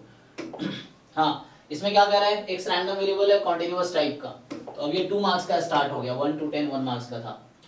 Then based on the single observation most powerful test of size alpha for testing this upon this. तो सिंपल है, likelihood ratio test, LH0 upon LH1 single random variable है, तो पीडीएफ लाइक्लीहुड है, दिस अपॉन दिस करेंगे, so this upon this less than k कर लीजिए, तो उससे क्रिटिकल रीजन आ जाएगा। इस क्रिटिकल रीजन से अल्फा की वैल्यू से k आ जाएगा, और k आने के बाद पावर आ जाएगा, हाँ। तो 1 by 1 ट्राई करके देखिए आप। ये अच्छा क्वेश्चन है, हाँ ये अच्छा क्वेश्चन है 12th वाला। अब ये वो लोग कर पाएंगे जिन पर डेफिनेशन क्लियर है कंप्लीटनेस का, है ना। और ये कंप्लीटनेस डिस्क्रीट में बात कर रहा है, आपने जो भी अभी तक कंप्लीटनेस देखा होगा वो कॉन्टिन्यूअस में देखा होगा, ये क्वेश्चन डिस्क्रीट में कंप्लीटनेस की बात कर रहा है ना। देखिए कि xy क्या है, 2 रैंडम वेरिएबल है डिस्क्रीट टाइप का। अब 2 पीएमएफ है, एक पीएमएफ ये है x का, एक पीएमएफ ये है y का। अब आपको बताना है कि कौन सा डिस्ट्रीब्यूशन रैंडम वेरिएबल कंप्लीट है, xy कंप्लीट है, x कंप्लीट है, y कंप्लीट नहीं है, दोनों कंप्लीट नहीं है, या क्या है, कैसे चेक करेंगे। डिस्क्रीट में तो दोनों नहीं होगा ना, कैसे, क्योंकि ओपन जैसे ओपन इंटरवल में कंसीडर करते हैं कंप्लीटनेस केस, कोई भी सेट पॉइंट मतलब रेंज पॉइंट। अच्छा, तो आप उसकी बात कर रहे हैं। यहाँ जो पैरामीटर स्पेस है आप ये बोल रहे हैं दोनों में 1 to 1/4 है, 0 to 1/4 है, ये ना? तो उसमें क्या कहता है वो ऊपर में होगा कि sir. Parameter space should contain an open subset in are. तो इसके पास तो बहुत सारे ओपन सबसेट है ना? मतलब इसके पास एक ओपन सबसेट होने चाहिए, कोई ओपन इंटरवल सबसेट होना चाहिए। तो इसके तो बहुत सारे सबसेट मिल जाएंगे ओपन सबसेट, है ना? तो वो क्या है? सर हम लाइक्लीहुड में नहीं लिख सकते हैं इसको? लिख सकते हैं बिल्कुल। ये पीएमएफ एट 0 है, पीएमएफ एट 1, पीएमएफ एट 2, यहाँ है ना पीएमएफ ये है। अब मुझे चेक करना है कि ये कंप्लीट कब है। तो ये क्वेश्चन डेफिनेशन से ही होगा क्योंकि एक्सपोनेंशियल फैमिली है, फिट होगा नहीं ये, है ना? इधर डिस्क्रीट है तो हमें करना होगा इसको डेफिनेशन से। तो हम ऐसे लिख लेते हैं e की पावर ln करके, वो सब लिखते हैं। नहीं, वो तो डिस्क्रीट सॉरी कॉन्टिन्यूअस के केस में होता है ना, कि जब आप पीडीएफ को लिख लेते हो कि e की पावर ln fx, फिर आप उसमें चेक करते हो a थीटा bx, फिर प्रोडक्ट जो होता है tx into some g theta. तो वो जो tx आता है वो कंप्लीट एंड सफिशिएंट होता है अगर parameter space contains an open subset in R। ये है। तो अभी तो डिस्क्रीट का है तो ये डेफिनेशन से करना पड़ेगा। डेफिनेशन क्या कहता है बताइए? x is complete if and only if. कोई सजेस्ट करो डेफिनेशन। डेफिनेशन क्या है?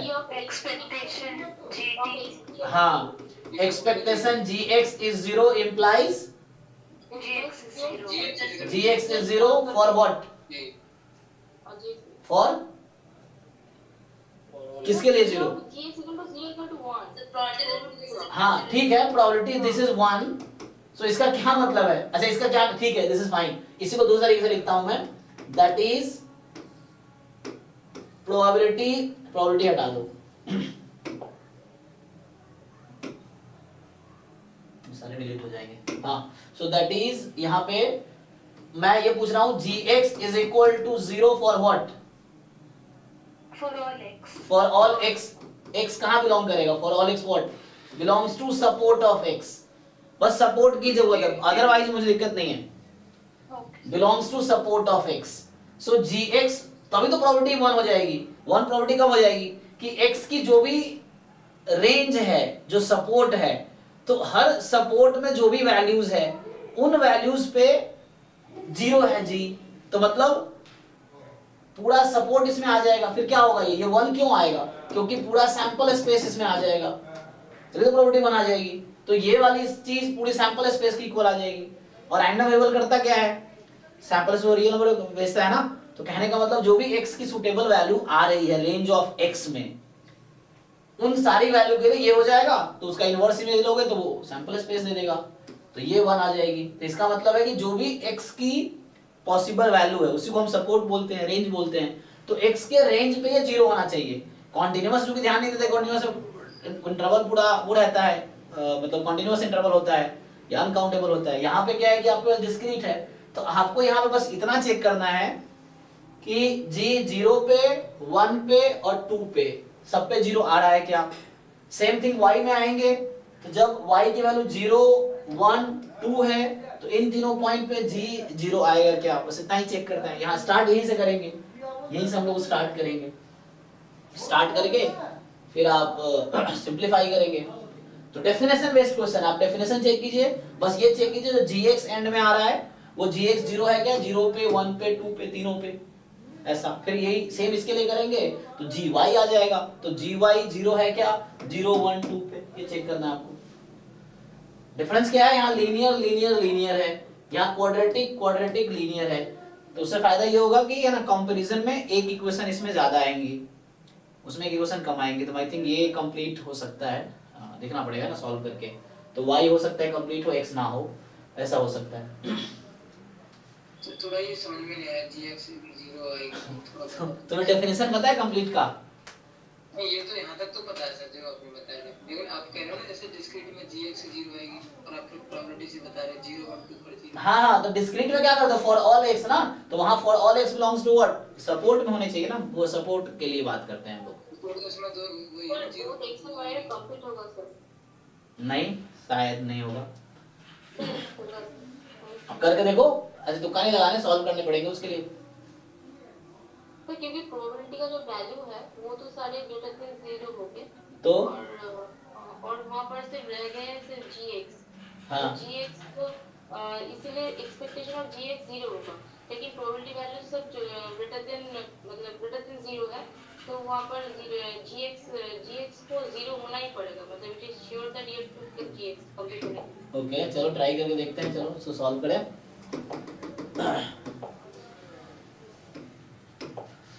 इसमें कोई एक कंप्लीट है, कोई एक कंप्लीट नहीं है, ठीक है ना।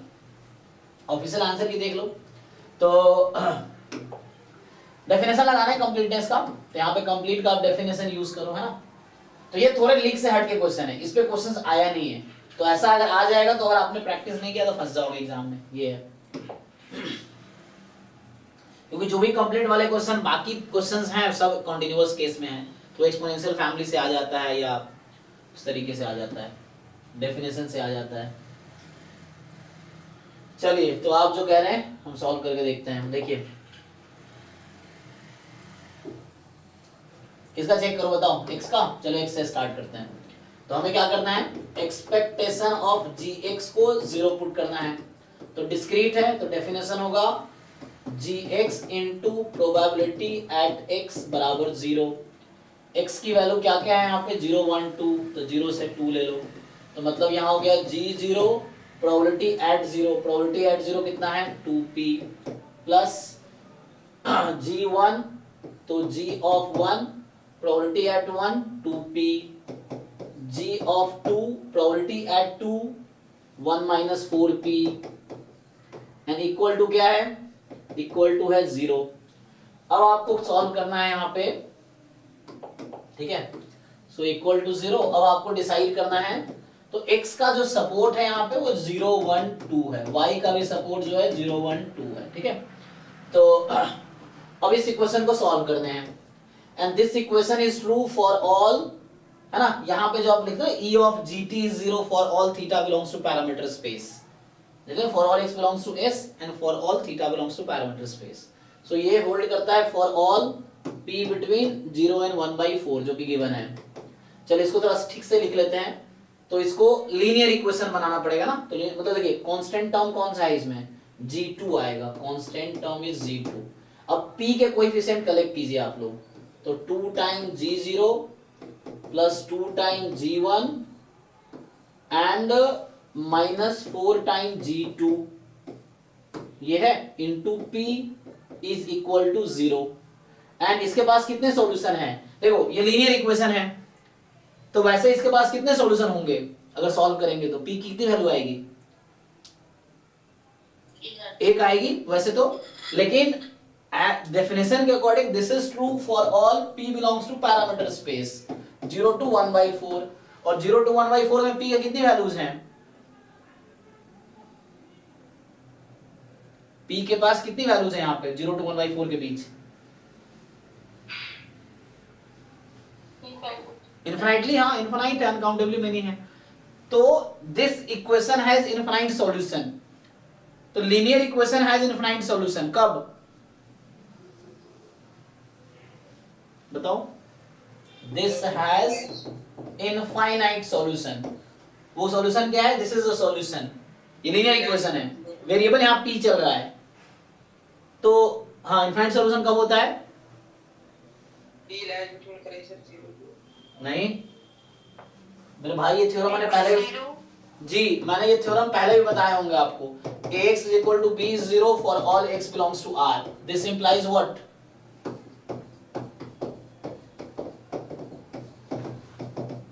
This implies what?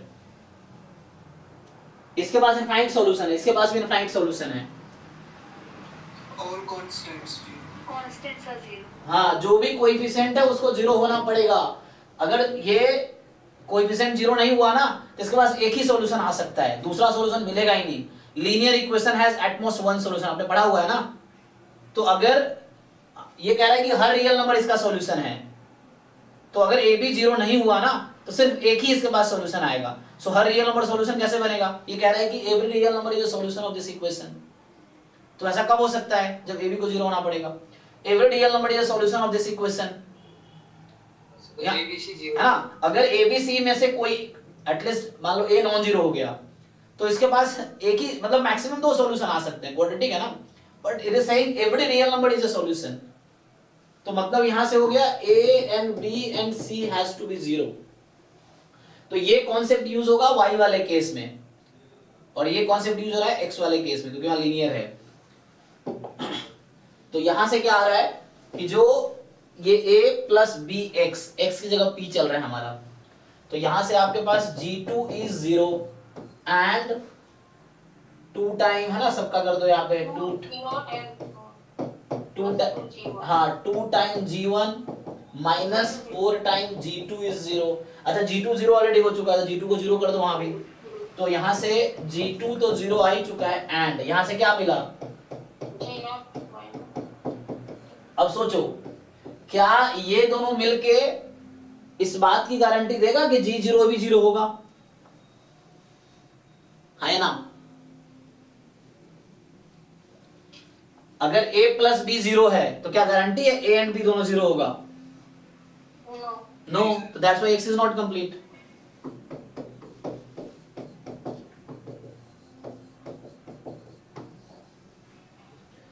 क्योंकि आपको क्या चाहिए था यहां पे, आपको चाहिए था कि gx is 0 for all x belongs to support, मतलब g0 must be 0, g1 must be 0 and g2 must be 0, ये आपको चाहिए था।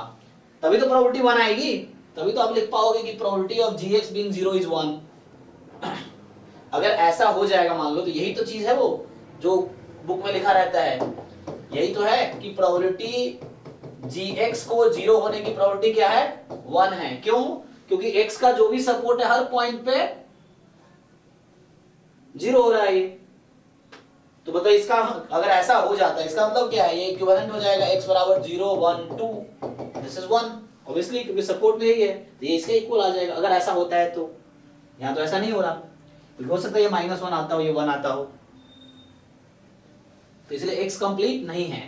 सेम स्टोरी आप y की रिपीट कीजिए, तो y में क्वाड्रेटिक बनेगी, तो क्वाड्रेटिक बनने से फायदा क्या हुआ, 3 इक्वेशन आएगा, a बराबर 0 एक इक्वेशन, b बराबर 0 दूसरा इक्वेशन, c बराबर 0 तीसरा इक्वेशन।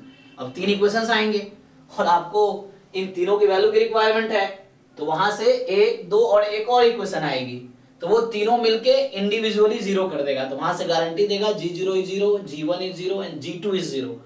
तो इसीलिए प्रोबेबिलिटी, अच्छा यहां देखो आप 1 क्यों नहीं हो रही है, यहां ध्यान से देखो, यहां gx is 0, तो आप मुझे बताइए what are the value of x at which you are getting gx 0, आपको कौन सी वैल्यू पे गारंटी मिल रहा है 0 की, यहां x बराबर 2 है जस्ट, क्या इसकी प्रोबेबिलिटी 1 है, x बराबर 2 होने की प्रोबेबिलिटी 1 है, नहीं है ना, तो डेफिनेशन अगेंस्ट नहीं चला गया, ये डेफिनेशन यही कहता है ना कि probability of gx being 0 must be 1, but gx 0 तो सिर्फ 2 पे ही है, तो यहाँ x बराबर 2 ही आया खाली, तो खाली x बराबर 2 आया, तो ये तो अकेला 1 नहीं होगा, तो नॉट इक्वल टू 1 आ गया। तो जैसे वो डेफिनेशन बता रही थी ना, ये लिखा था बुक में, प्रोबेबिलिटी gx being 0 is 1, मतलब gx is 0 for all x belongs to parameter space, sorry x belongs to support not parameter space, ठीक है। तो यहां से ये कंप्लीट नहीं है, सेम स्टोरी रिपीट करो, y के लिए आप करके देखो, तो आपको बिल्कुल क्लियरली आएगा g0 g2 is 0, g1 is 0 and g2 g1 g0 is 0, तीनों 0 आ जाएगा। इससे फायदा क्या होगा, जब आप लिखोगे gy 0 तो x की वैल्यू 0 1 2 तीनों आ गई, और जब यहाँ तीनों आ गई तो यही सपोर्ट है, तो टोटल प्रोबेबिलिटी तो 1 ही आएगी ना सपोर्ट पे, तो हो गया। तो यहाँ पे x कंप्लीट नहीं है, y कंप्लीट है, ठीक है। तो यहाँ एग्जाम में गलती करो, अगर आपने ट्राई नहीं किया पहले से, पता नहीं आपको how to check completeness in discrete distribution, ठीक है। चलो, तो यहाँ से इसमें आया x is not complete, y is complete, D option होगा, चेक कर लेना। तो यहाँ पे कह रहा है xy denote the life time of 2 independent component connected in a series with respective probability. PDF ये है आपके पास, ये एक्सपोनेंशियल है ना, chi स्क्वायर 2 मतलब एक्सपोनेंशियल मीन 2 है, और ये आपका आ जाएगा गामा में लिख लो, है ना, तो ये भी गामा ही है, गामा 1, 2, और ये क्या आ जाएगा गामा 2, 2, इस तरह से, हाँ तो उस तरीके से है। बोला जाए ना probability that the system will survive for at least 2 years, okay. तो एक्स वाई क्या है, कंपोनेंट है, दो इंडिपेंडेंट कंपोनेंट है, और कैसे सीरीज में है। अच्छा यहाँ पे काम आ गया तुम्हारा, ये सीरीज में कनेक्टेड है सिस्टम, तो मतलब ये सिस्टम तभी काम करेगी जब दोनों काम करेंगे, है ना। देखो probability system will survive at least 2 year, तो सिस्टम सर्वाइव करने के लिए क्या होना चाहिए, x survive eight 2 year and, और नहीं and y survives at least 2 year. अगर यही होता पैरेलल में होता तो हम क्या करते, अगर सिस्टम पैरेलल में होता तो सिंपली हम ये सोचते okay so either x survive, अगर यही चीज सीरीज के बजाय पैरेलल लिखा होता तो इस तरह का सिचुएशन है। तो यहाँ जो मैं एंड लिख रहा हूँ मतलब इंटरसेक्शन लिख रहा हूँ, तो इसके बजाय मैं और लिखता, मतलब यूनियन लिखता, है ना। फिर वहां पे यूनियन लिखता कि system survive at least 2 year means either of the component survive at least 2 year. Parallel case में, सीरीज केस में है तो system survive at least 2 year means both of the component has to survive at least 2 year, है ना। सो ये independent है, अलग अलग कर दो। So x more than equal to 2, y more than equal to 2। अब तो आप कर दोगे, इसका CDF लिख लो, CDF से आ जाएगा 1 माइनस CDF, है ना। ये हो गया 1 minus CDF of x at 2। यहाँ इंटीग्रेट कर दो, क्या करना 2 से इंफिनिटी में उसको डायरेक्ट भी आता है CDF से एक ही बार माइनस। हाँ इसका आ जाएगा, इसका सोचना पड़ेगा तुम्हें, है ना। या इंटीग्रेट कर लो 2 से इंफिनिटी में x के PDF को और 2 से इंफिनिटी में y के PDF को, करके देख लो, सॉल्यूशन करके देखो क्या आता है, तो आ जाएगा। ठीक है, तो यहाँ बस ये था, सीरीज है तो system will survive at least 2 year means both the component will survive at least 2 year, first and second, and then इसका इंटरसेक्शन लिख लो। ये आपको CDF दे रखा है, CDF दे दिया, पूछ रहा है कि क्या प्रोबेबिलिटी होगा। इसका फार्मूला हमने डायरेक्ट लिखाए थे, क्या फार्मूला था, किसी को याद है? तो CDF 1 माइनस नहीं, इक्वालिटी है 1 पे, तो 1 चाहिए मुझे इक्वालिटी। बोले से 1 माइनस, सॉरी। अरे तुम चेक करो, अपने कॉन्सेप्ट ठीक करो। तो यहाँ इक्वालिटी, इस इक्वालिटी की वजह से यहाँ CDF आया है, अगर इक्वालिटी नहीं होता तो यहाँ 1 माइनस होता। 1/4 अब घटा रहे हैं तो 1/4 माइनस, है ना, क्योंकि यहाँ पे इक्वालिटी है तो मैं घटा रहा हूँ ना, तो जब घटाऊंगा तो लेस देन आएगा, तो लेस देन आएगा तो 1/4 माइनस। फॉर्मूला ठीक करो, ये एक लाइन का क्वेश्चन इसलिए कर दे रहा हूँ। अब 1 देखो कहाँ बिलोंग कर रहा है, तो 1 किस कैटेगरी में है, 1 यहाँ दिख रहा है शायद, नहीं 1 यहाँ तो नहीं है, यहाँ पे है ना, 1 इसमें है, तो 1 इसमें है, तो इसमें 1 रख दो, 1 + 3/5, तो ये आपका आ गया 4/5 माइनस 1/4 माइनस, चेक करो 1/4 माइनस किस कैटेगरी में है, 1/4 ये, हाँ 1/4 माइनस यहाँ है, और 1/4 एग्जैक्टली यहाँ पे है, और 1/4 प्लस वहाँ है। अच्छा 1/4 माइनस का मतलब लेफ्ट हैंड लिमिट ऑफ 1/4, तो लेफ्ट हैंड लिमिट यहाँ आएगी, तो ये 1/4 आ गई। अब यहाँ से आपका आंसर आ जाएगा, है तो ये 16 - 5/20, 11/20, हाँ ये आ जाएगा बस। तो एक लाइन का था, ये फॉर्मूला बेस्ड है। अब कोई सोचेगा डिफरेंशिएट कर लेते हैं, डिफरेंशिएट करके करोगे कभी आंसर नहीं आएगा, अगर है ना, कुछ को लगता है ना CDF पर डिफरेंशिएट कर लेते हैं, PDF आ जाएगा, फिर इंटीग्रेट कर लेंगे, करके देख लो आंसर नहीं आएगा। क्यों? क्योंकि ये मिक्स्ड रैंडम वेरिएबल है, ठीक है ना, तो ये मिक्स्ड रैंडम वेरिएबल है, तो इसका PMF भी है, PDF भी है, तो थोड़ा वहां तुम्हें केयरफुल रहना पड़ेगा अगर डिफरेंशिएट करोगे तो उस पॉइंट को पहले अलग कर दो जिस पे मास है, फिर डिफरेंशिएट करो। ये चीज है, तो ये मिक्स्ड रैंडम वेरिएबल है, तो डिफरेंशिएट करके इंटीग्रेट करके आंसर नहीं, इसको डिफरेंशिएट करोगे तुम्हें लगेगा PDF आ जाएगा, फिर तुम इंटीग्रेट करोगे इस पे, फिर आंसर नहीं आएगा, गलत आंसर आएगा। ये सर ये 3/4 तक तो डिस्क्रीट है ना। अरे मेरे भाई, कांस्टेंट कांस्टेंट कांस्टेंट, और ये क्या निकल के आ गया, यहां मिक्स आ गया फंक्शन ऑफ x, है ना। यही तुम्हें कुछ दिन पहले क्वेश्चन जो पूछे थे आपने, तो वहां क्या था, सब पूरा कांस्टेंट ही था। वाले को पूछ रहे हैं यहां तो एकदम डिस्क्रीट है, यहां पे आगे प्रीवियस प्लस मिक्स हो गया। हाँ मतलब इस पॉइंट में स्ट्रिक्टली ग्राफ बनाओगे तो ऐसा होगा कि जब 3/4 से 2 में ग्राफ, 3/4 से 2 में इसका ग्राफ स्ट्रिक्टली इंक्रीजिंग हो जाएगा, बाकी पार्ट में ऐसा चल रहा होगा, है ना, 0 फिर वैसा कुछ, ये मतलब समथिंग समथिंग ऐसे ऐसे चलता रहेगा, बस इस बीच में स्ट्रिक्टली इंक्रीजिंग आ जाएगा CDF का ग्राफ, तो ये कॉन्टिन्यूअस पार्ट है।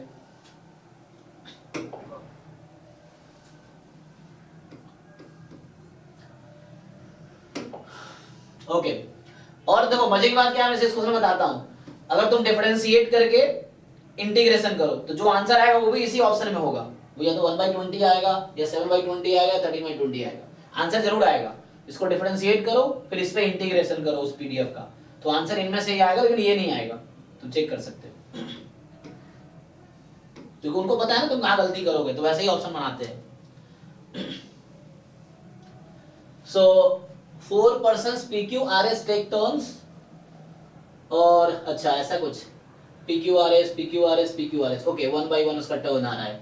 In rolling a fair die, the first person to get a 6 wins, then the probability that S wins, है ना, इस तरह क्वेश्चन पहले भी आए थे ना, शायद पता नहीं। देखो तो क्या प्रोबेबिलिटी है जी बताओ, ये भी एक लाइन का ही है, क्या प्रोबेबिलिटी है, S wins। स्टार्ट किसने किया, P ने स्टार्ट किया, तो हमें सोचना है एस के बारे में, हमें फेवरेबल आउटकम जो होगा वो एस है मेरा। तो बताइए पहले ही प्रोबेबिलिटी क्या है कि एस जीत जाएगा, फर्स्ट चांस क्या है, 5/6 का क्यूब into 1/6। हाँ, कि PQR को तो 6 नहीं आएगा एंड एस के पास 6 आ जाएगा, तो ये पहला फेवरेबल केस है एस को जीतने का।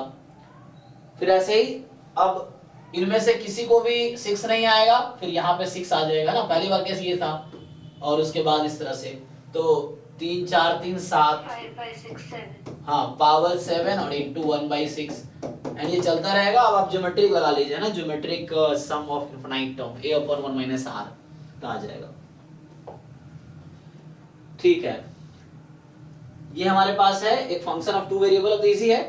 अब इसमें क्रिटिकल पॉइंट निकालो पहले, और बोल रहा है कि फंक्शन के पास पॉइंट ऑफ मैक्सिमा है, सैडल पॉइंट है, पॉइंट ऑफ मिनिमा है, सैडल पॉइंट नहीं है, तो पॉइंट निकालने के बाद पता चलेगा क्रिटिकल पॉइंट आएगा।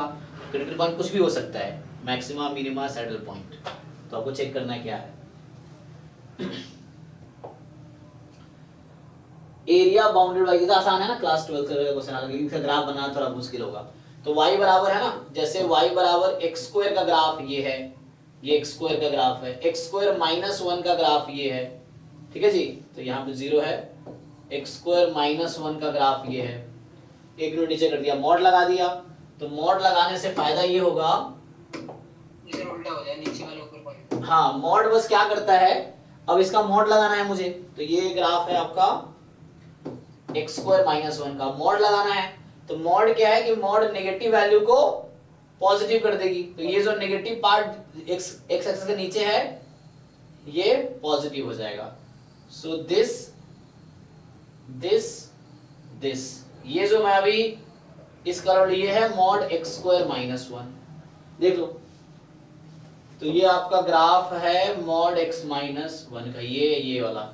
अब किसके इसके बीच का पूछ रहा है, यहाँ से लेके y बराबर 8, तो यहाँ क्या है ये देख लो, तो जब y को 0 करोगे तो एक मिनट, यहाँ y एक्सिस है ना ये, तो x को 0 पुट करेंगे, तो x को 0 पुट करेंगे तो y 1 आ जाएगी, तो ये y तो 1 है यहाँ पे, फिर y 1 है और y बराबर 8 कह रहा है ये, तो मान लो इस तरह से ग्राफ है ना, ये 8 है, तो आपको इस वाले रीजन का एरिया निकालना है, ये जो रीजन दिख रहा है ना इसका एरिया निकालना है, ट्राई करो है ना, तो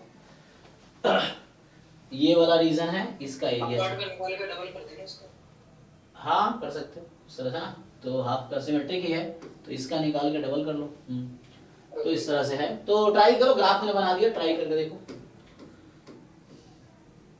x1 x2 xn centre limit से दिख रहा है ना, हो जाएगा, इजी है, चलो हाँ ये इस वजह से हो जाएगा, सेंटर लिमिट से इजीली। ज्वाइंट दे रखा आपको x वेक्टर है, मतलब ज्वाइंट डिस्ट्रीब्यूशन x1 x2 का दे रखा है आपको, और ex1 ex2 0 है, ex² दोनों है ना, तो इसका मतलब ये हो गया वेरिएंस भी 1 1 होगा। ex1 into x2 आपका ये इसलिए दिया ताकि तुम कोवेरिएंस निकाल सको, है ना, यहाँ से कोवेरिएंस आ जाएगा, ये टर्म क्यों दिया है, ताकि तुम कोवेरिएंस बिटवीन x1 x2 निकाल सको, आ जाएगा उससे, हो जाएगा ना। तो यहाँ से क्या करना आपको, तो क्या करना पड़ेगा, कोरिलेशन हाफ होगा सर। ओके ठीक है, हाँ ये ऑफ है ना, वो 0 है मीन, इसीलिए तो कोवेरिएंस और कोरिलेशन दोनों हाफ ही होगा, कोवेरिएंस भी और कोरिलेशन भी हाफ ही होगा, क्योंकि वेरिएंस 1 है ना, तो ये भी हाफ ही है। ओके, तो इसका कैसे करोगे अब, इसमें भी सर ये एक्सपेक्टेशन ऑफ x1 और वेरिएंस को x1 + 2x2 उसको लिख सकते हैं variance of x1 plus 4 variance of x2 plus 4 covariance of x1 x2 correlation of x1। हाँ फिर क्या होगा? फिर उससे सर x1 का वैल्यू 1 प्लस 2 तो बाइवेरिएट नॉर्मल है ना, तो स्टैंडर्ड नॉर्मल बना दो, हो जाएगा ना।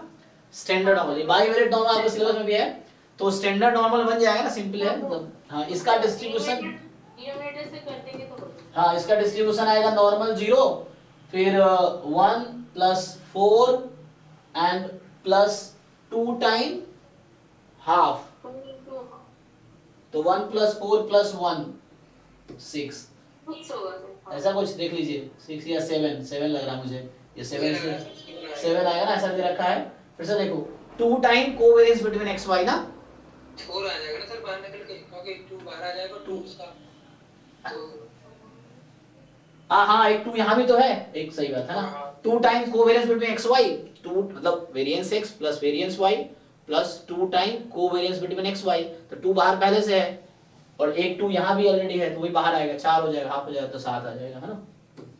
ये वाला 2 में छोड़ रहा था, तो उससे कीजिए, नॉर्मल 0.7 आ गया, आप कर लीजिए, तो स्टैंडर्ड डेविएशन है उसे डिवाइड करके, ठीक।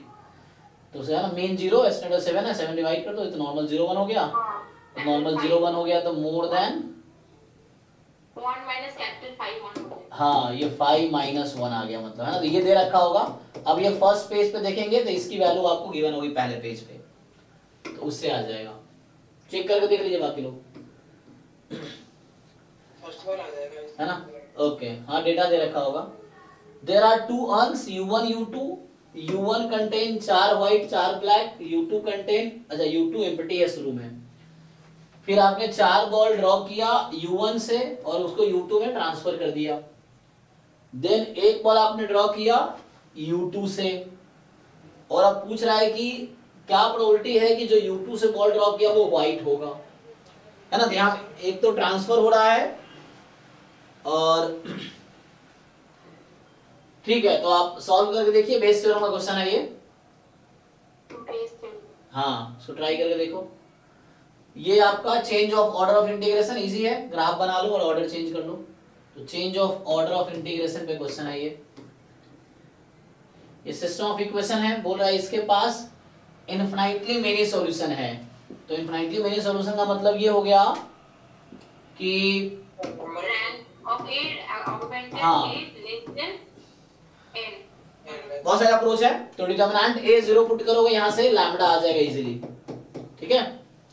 डिटरमिनेंट a को 0 पुट करो, लैम्डा इजीली आ जाएगा। देखो रैंक से भी जा सकते हो, डिटरमिनेंट से भी काम हो जाएगा। अगर a ऑगमेंटेड b निकालोगे ना, तो a ऑगमेंटेड b जो होगा 1 2 1 -2 -5 2 1 2 लैम्डा 3 2 म्यू, ये ऑगमेंटेड है ना। अब क्या होगा, तो इसका रैंक कितना होगा, जो a का रैंक और a ऑगमेंटेड b का रैंक, दोनों का रैंक 3 से तो कम ही होगा, इक्वल होगा, क्योंकि इनफाइनाइट सॉल्यूशन है, इनफाइनाइट सॉल्यूशन है, तो रैंक a ऑगमेंटेड b दोनों का रैंक लेस देन 2 ही होगा, लेस देन 3 होगा, है ना 3 यहाँ पे। तो सिंपल, पहले इसका डिटरमिनेंट 0 पुट करो, इससे तुम्हारा लैम्डा आ जाएगा, फिर इसका डिटरमिनेंट 0 पुट करो, इससे तुम्हारा म्यू आ जाएगा। तो एक ये भी अप्रोच है, ठीक है, क्योंकि इसका रैंक 3 से कम ही होगा, तो 3 क्रॉस 3 का मैं कोई भी ब्लॉक लूंगा तो उसका डिटरमिनेंट 0 ही आएगा, ठीक है ना, क्योंकि एक भी 3 क्रॉस 3 के ब्लॉक का डिटरमिनेंट नॉन जीरो आया तो रैंक 3 हो जाएगी, और रैंक 3 होगी तो इनफाइनाइट सॉल्यूशन नहीं, फिर यूनिक सॉल्यूशन हो जाएगी। तो ये भी ट्राई कर सकते हो आप, अगर रैंक वाला तरीका अच्छा नहीं लग रहा हो तो यहाँ से इसका डिटरमिनेंट को 0 पुट करो, लैम्डा आएगा, इसके डिटरमिनेंट को 0 पुट करो, म्यू आ जाएगा, वैसे भी हो जाएगा। बाकी वो तरीका जो है रैंक वाला जो आप जानते हैं, डिफरेंशियल इक्वेशन अब नहीं है सिलेबस में, है ना, तो इसको हटा दो। ये आपके पास है कि Tn दे रखा है, तो पूछ रहा है क्या होगा, okay Tn 1/n summation this, तो Tn की लिमिट तो निकाल लोगे इजीली, क्या होगा 1/k, बताओ जी। तो इसमें एक तो तरीका है कि हम लोग क्या करें,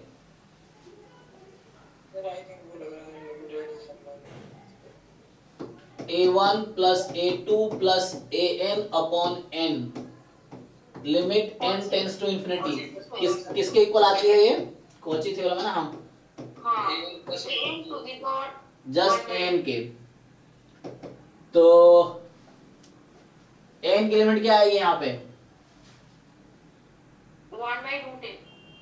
हाँ वो भी है तो बाद में प्रोडक्ट लोगे 1/n करोगे तब भी वही आएगा प्रोडक्ट लेके 1/n करो तब भी वही आएगा है ना ये इक्वल होता है तो यहाँ तो तुम्हारा an क्या है तुम्हारा ये 0 आ गया ना ये तो इनफैक्ट यही इक्वल होगा a1 into a2 into an इस पूरे की पावर 1/n के तो ये ज्योमेट्रिक मीन है ये अरिथमेटिक मीन है इक्वल रहेगा ये तो इससे भी करते तो वही होता सबको मल्टीप्लाई करते तो n फैक्टोरियल बन जाता फिर n फैक्टोरियल की पावर 1/n तो है ना उससे फिर सॉल्व करके वो भी आई थिंक 1 ही आता है अच्छा नहीं वहां से देखना पड़ेगा n फैक्टोरियल की पावर 1/n है ना अच्छा डिनोमिनेटर में है वो तो n फैक्टोरियल n की पावर 1/n की लिमिट 1 आती है ना n की पावर 1/n है limit n tends to infinity तो उसके आंसर क्या है 1 आता है तो ये ठीक है तो 0 आ गया एक तो ये 0 आ गया ये डज नॉट कन्वर्ज वाला आउट हो जाएगा डज नॉट कन्वर्ज वाला आउट हो जाएगा तो अब a और c में आपको डिसाइड करना है क्या सही होगा ठीक है सो ac में आप डिसाइड कीजिए आप टेस्ट लगा के या लीबनिज टेस्ट लगा सकते हैं क्या हाँ ओके देखो लीबनिज टेस्ट नहीं होगा हो सकता है देखो सिंपल है आप bn ले लो 1/n को है ना तो limit comparison sir p test लगाएंगे तो ये 1/√n आ जाएगा समेशन में और ये n पावर 3/2 हो जाएगा ग्रेटर देन 1 होगा तो ये p टेस्ट से मतलब वो हो जाएगा कन्वर्ज अच्छा ये ऐसा लगता मतलब क्या कंपैरिजन p टेस्ट किस में लगाओगे है। इसका समेशन में 1/√n हो गया अगर √n जैसे 1/n को अंदर लेके जाएंगे हाँ तो n की पावर 3/2 हो जाएगा ये ग्रेटर देन 1 है हाँ p टेस्ट से कन्वर्ज हो गई अब बाकी टर्म का क्या सर समेशन कर तो दिया ना इस सीरीज पूरा 1/√n कहाँ समेशन किया तुमने ये है 1/n बाहर summation 1/√k k from 1 to n हाँ अब क्या कह रहे हो तुम मैं कह रहा था कि रूट में n है देखो ध्यान से एक मिनट तो ये tn है तुम्हारा मैं अगर पूछूं आपसे कि tn upon bn limit n tends to infinity बताओ जी क्या आंसर आएगी कोई बताओ ठीक से सोच के bn आपका ये है tn आपका ये है या ये वाला है जैसे सोचना है अब बताओ tn अपॉन bn की limit n tends to infinity पे क्या आएगी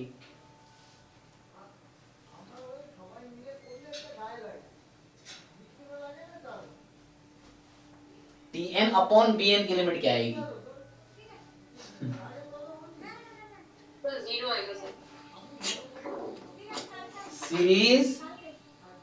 series 1/√k k from 1 to infinity इस सीरीज के बारे में तुम क्या जानते हो सर डाइवर्ज करेगी p टेस्ट से डाइवर्स करेगी तो ये इंफिनिटी आ गई डाइवर्स का मतलब क्या इंफिनिटी रेसिप्रोकल ले लेते हैं तो जब रेसिप्रोकल लेंगे तो ये bn अपॉन tn की लिमिट क्या आ जाएगी 0 अब ये भी चेक करो लिमिट कंपैरिजन टेस्ट जाके जब पॉजिटिव रहता है लिमिट अगर यहाँ पे bn अपॉन tn की लिमिट क्या है ओके पॉजिटिव है यहाँ मुझे थोड़ा सा वो करना पड़ेगा तो वहां फेल होगा ये थ्योरम शायद क्योंकि वहां पे ये होता है पॉजिटिव है तो दोनों का बिहेवियर सेम है ना और 0 आ गया तो अगर डिनोमिनेटर के करस्पॉन्डिंग जो सीरीज है वो कन्वर्ज कर रही है देन न्यूमरेटर करस्पॉन्डिंग सीरीज भी कन्वर्ज करेगी लेकिन यहाँ तो डिनोमिनेटर को ही टेस्ट करना है मुझे और यहाँ 0 आता तो मैं कुछ सोच सकता था तब भी कुछ नहीं होता तो ये तो फेल हो जाएगा डाइवर्ज से होगा सर दूसरा तरीका है सोचना पड़ेगा अब डाइवर्ज होगा सर डाइवर्ज जा रहा है क्योंकि जैसे 0 करेंगे तो वो जो सेकंड वाली वो है हाँ उसके हिसाब से बिहेवियर देखेंगे इसका तो नीचे वाला डिनोमिनेटर है डाइवर्ट कर रहा है। डाइवर्ज कर रहा ना अच्छा ये बताओ ये जो वैल्यूज हैं कैसे डाइवर्ज किया आपने कैसे चेक किया सर सर इसको सर जो आप लिखे हैं limit n tends to infinite an अच्छा, स्टोलास थ्योरम यूज कर सकते हैं। देखो ट्राई करके क्या स्टेटमेंट, लगा दीजिए। अपना अप्रोच लगा के देखो। सर इसको ऐसे भी कर सकते हैं sir, root over k by n और n टू द पावर 3/2। कैसे? मतलब root over k by n और उसको n से n मतलब उसको मल्टीप्लाई करें n into n to the power 3/2 कर लेंगे, तो उसको इंटीग्रेशन करने से 0 to 1 और रूट ओवर 1 प्लस ये बनेगा कैसे? वो अपनी मर्जी से बना दोगे आप जबरदस्ती? सर अगर हम एक सीरीज में 1/n हाँ और उसी से डिवाइड करें तो बाद में tn/bn की लिमिट आएगी इन्फिनिटी। अच्छा n कैंसिल हो गए हाँ। तो इन्फिनिटी आई, तो क्योंकि bn डाइवर्ज कर रहा है तो tn भी डाइवर्ज करेगा।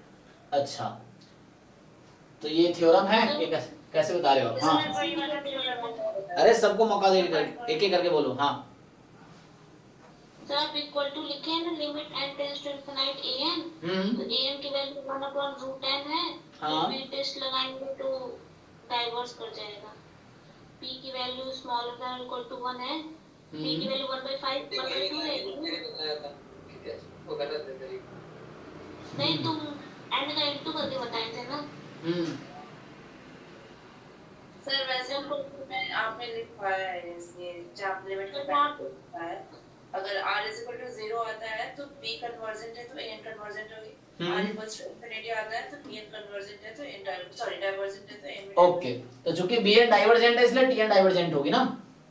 ओके ठीक है, वो जो बता रहे थे वो भी आई थिंक है ना, संस्कृति वही बता रहे थे। हाँ तो इसमें ये था कि जीरो के लिए होता है कि अगर डिनोमिनेटर कन्वर्जेंट है तो न्यूमरेटर कन्वर्जेंट होगा, इंफिनिटी है तो, और सॉरी जीरो है तो। अगर इंफिनिटी है तो डिनोमिनेटर की सीरीज डाइवर्जेंट है तो न्यूमरेटर की डाइवर्जेंट होगी, तो उससे हो जाएगा। ठीक है, तो ये हमारा डाइवर्जेंट है, ये है ना। ये क्लास में थ्योरी लिखाया होगा, सभी सब लिखाए होंगे, तो बुक में देख सकते हैं आप। तो इससे आ जाएगा ये डाइवर्ज कर रही है और ये कन्वर्ज करेगी। ठीक है, अब यहाँ पे आपको एक फंक्शन दे दिया और पूछ रहा है कि हाँ यहाँ पे देखिए अब ये है ना, तो an be a sequence of positive real number an की पावर 1/n 1/4 है ना। तो यहाँ से क्या पता चला आपको कि लिमिट ऑफ an क्या आएगी? 0, क्योंकि ये कहीं ना कहीं लेस देन 1 है, तो ये भी इंप्लाई कर रहा है कि सीरीज an इज कन्वर्जेंट। ये लेस देन 1/4 लेस देन 1 है, तो ये रूट टेस्ट से सीरीज n कन्वर्जेंट भी इंप्लाई कर रहा है और लिमिट an 0 है। तो an की लिमिट 0 है, आप यूज कर लो तो हो जाएगा। कंटिन्यूटी कैसे चेक करते हैं? x टेंड्स टू 0 पे लिमिट और x इक्वल टू 0 पे वैल्यू चेक कर लेंगे, हो जाएगा। तो उसमें ये कॉन्सेप्ट यूज कर लो। यहाँ पे वैल्यू ऑफ द लिमिट, तो हालांकि एल ऑर्बिटल लगाना है, लेकिन यहाँ पे आपको Leibniz rule of differentiation under integral sign काम आ जाएगा। ऊपर वाले को थोड़ा बता दीजिए। हाँ क्या बताऊं? जो आपने लिमिट बताई थी ये an की पावर 1/n 1/4 है ना, ये लेस देन 1 है ना। Yes sir. हाँ तो ये क्या होता है स्टेटमेंट? अगर ऐसा हो तो सीरीज n इज कन्वर्जेंट होती है, और सीरीज n कन्वर्जेंट है तो n के बारे में क्या कह सकते हैं? 0। हाँ ठीक है, तो n की लिमिट 0 है। अब तुम यहाँ पे लिमिट लगाओ है ना, तुम्हें क्या करना है? f0 निकालना है। जब तुम f0 निकाल रहे होगे तो उसकी वैल्यू ये है, तो यहाँ पे क्या करना? लिमिट n टेंड्स टू पे an की वैल्यू लिमिट 0 है ऑलरेडी, रख दो। तो 0 रख दो, log 1 0 sin π/2 1, तो ये 0 आ गई। चेक करो जी सर, है ना, log 1 0 और an की लिमिट 0 ऑलरेडी, 0 + π sin π/2 1, तो ये 1 हो गई, f0 0 हो गई। और अब तुम्हें निकालना पड़ेगा limit x tends to 0 fx, ये fx है तुम्हारा। So x sin 1/x sorry 1/x square है, तो निकालो इसकी वैल्यू। क्योंकि ये बाउंडेड फंक्शन है, x 0 है तो ये 0 हो गया। बाउंडेड फंक्शन है ये, चेक करो एक बार तुम लोग। Yes sir. तो यहाँ पे x इसको फोर्स करेगा 0 पे कन्वर्ट करने को, और तो इसके हिसाब से ये कॉन्टिन्यूअस तो होना चाहिए है ना। तो अब डिफरेंशिएबिलिटी चेक करनी है, तो डिफरेंशिएबिलिटी के लिए चेक करो डेफिनेशन f'0 ये लगाओ। f'0 बराबर limit x tends to 0 fx minus f0 upon x minus 0, ये आ जाएगा है ना। सो f'0 आपका fx minus f0 upon x minus 0 limit x tends to 0, ये लगा के देखो। तो fx ये यूज करना, और f0 पता ही है 0 आ चुका है, बस पुट कर लो, x x कट जाएगा, फिर यहाँ क्या एक लाइन में आ गया तो, है ना जी। ये साइन 1/x² हो गया और यहाँ लिमिट x टेंड्स टू आपका 0 है, तो ये तो अब 1/sin एग्जिस्ट नहीं करेगा ना, क्योंकि लिमिट तो यूनिक होती है, यूनिक वैल्यू आएगी नहीं, तो इसलिए डज नॉट एग्जिस्ट। तो डिफरेंशिएबल तो नहीं है, कॉन्टिन्यूअस है, डिफरेंशिएबल नहीं है, पहला ये चीज है।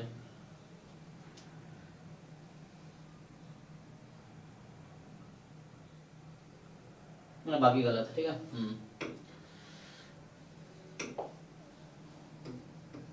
यहाँ पे सिंपल है, एल हॉस्पिटल रूल लगाओ, न्यूमरेटर का डेरिवेटिव डिनोमिनेटर का एल हॉस्पिटल रूल लगा के आ जाएगा। तो यहाँ पे डिफरेंशिएट करोगे तो लेबनिज रूल से यहाँ सिंपली डिफरेंशिएशन हो जाएगा। The number of distinct eigen value, ये हालांकि थ्योरम है। देखो ईच रो ईच कॉलम का सम क्या है, 4 है, तो 4 एक पक्का आइगन वैल्यू होगी, और दूसरी आइगन वैल्यू क्या होगी, इसके पास 2 ही आइगन वैल्यू होगी, एक 4 और दूसरी 0, क्योंकि इसका डिटरमिनेंट 0 आएगा, है ना, क्योंकि डिटरमिनेंट अगर निकालोगे तो आप जानते हो ना, if 2 row are identical the value of determinant is 0। तो ऐसा कोई भी मैट्रिक्स हो, n भी होता अगर, तो जो भी रो या कॉलम सम अगर इक्वल हो गया, तो एक तो आइगन वैल्यू जो रो या कॉलम सम है वो होगी, और दूसरी आइगन वैल्यू 0 होगी। इसके पास 2 ही आइगन वैल्यू होगी इस तरह के मैट्रिक्स के पास, 0 एंड जो सम आ रहा है। तो पूछ क्या रहा है, number of distinct eigen value 2, और आइगन वैल्यू है क्या, तो 0 एंड 4 आर 2 आइगन वैल्यू। ये थ्योरम है हालांकि, ठीक है ना, कि अगर ऑल रोज ऑल कॉलम का सम इक्वल है तो उस केस में 2 ही पॉसिबिलिटी है, या तो आइगन वैल्यू 0 है एंड एक सम होगा, ये 2 ही आइगन वैल्यू होंगी मतलब उसके पास, ठीक है।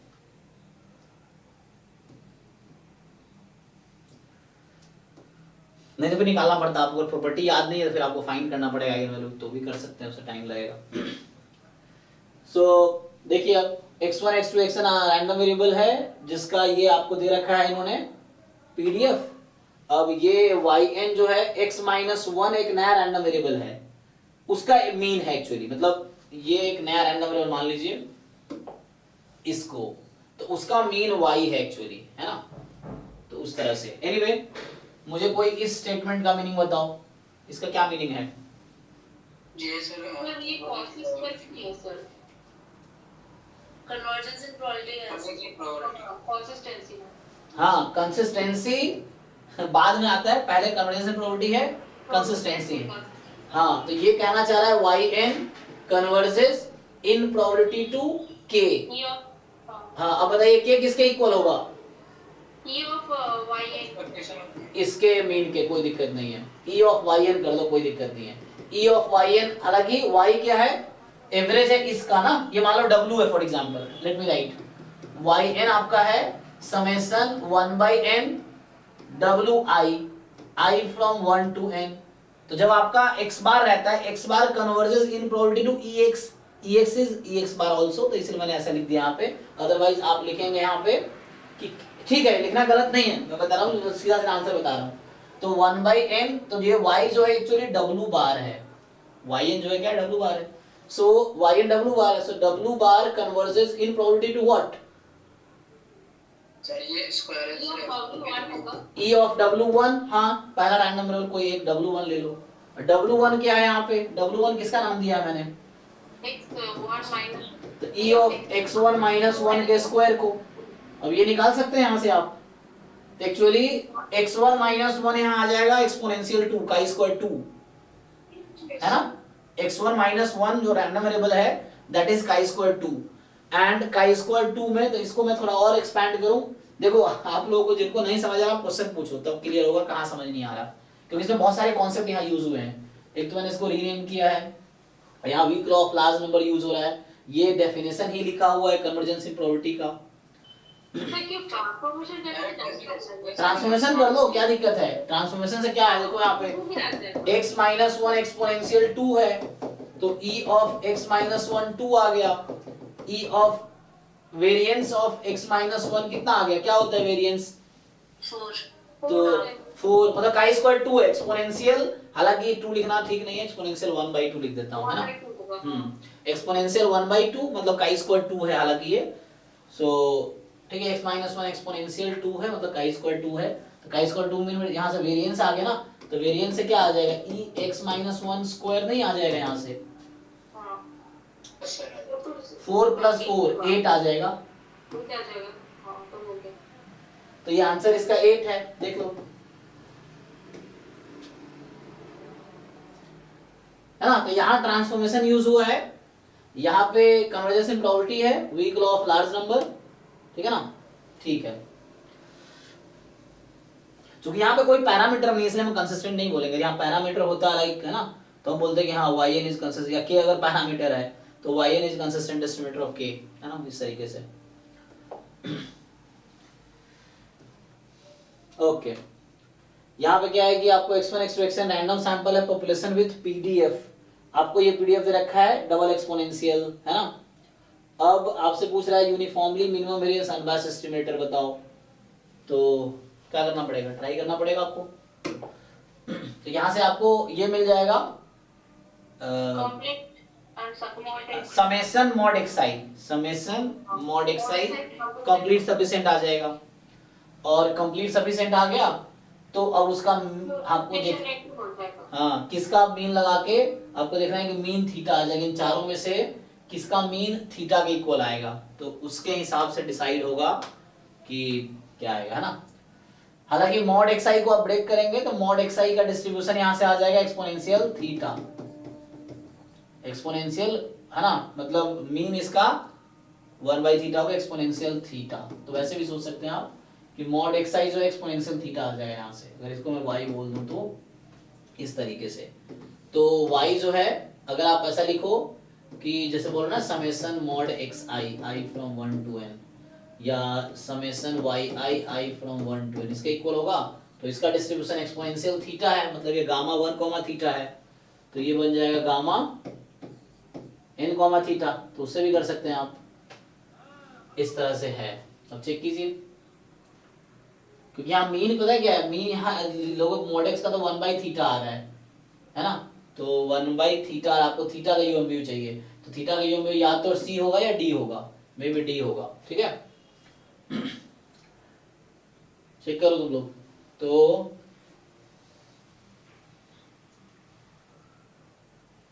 ये क्या है आपका, ये समेशन yi है, yi का डिस्ट्रीब्यूशन का नया नाम रख सकते हो आप, सपोज इसका नाम w रख दो अभी मैं, तो ये n-1/w है।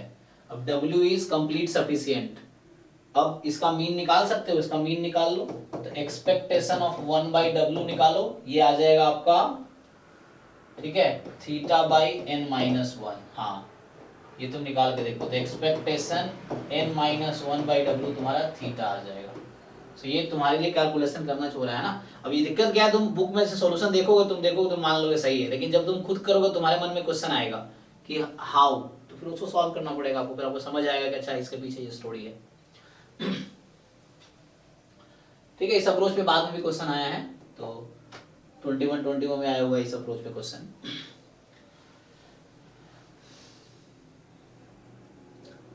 ये आपका जॉइंट डिस्ट्रीब्यूशन है, और इसको आप ब्रेक कर सकते हो यहाँ पे, तो क्या करोगे, इसको ब्रेक करो, सो 1/√2π e⁻½ x2², okay ji, and 1/x2। तो यहां से क्या समझ आया आपको, f of x1 given x2 into f of x2 ऐसे करके होगा। सो ये जो है actually this quantity is what, इसको क्या लिखोगे, f of x2 x2 और f of x1 given x2, तो 1/√2π सिग्मा e⁻, है ना, सिग्मा तो 1 है, हाफ x2 है, तो यहां से पता चल गया कि x2 जो है वो नॉर्मल 0, 1 है, और यहां से क्या पता चल रहा है, यहाँ सपोर्ट, तो देखो सपोर्ट यहाँ पे तो मॉड x आएगा यहाँ पे, यूनिफॉर्म 0 to x2 है ना, किसका डिस्ट्रीब्यूशन, x1 का या मॉड x1 का, सर x1 का सपोर्ट में तो मॉड x1 है। मॉड x1 हो सकता है क्योंकि इसका रेंज 0 से इनफिनिटी है, इसलिए मॉडुलस पॉजिटिव होगा। x2 यूनिफॉर्म नॉर्मल 0,1 कैसे होगा? ये किसका पीडीएफ? 0 x2 होगा।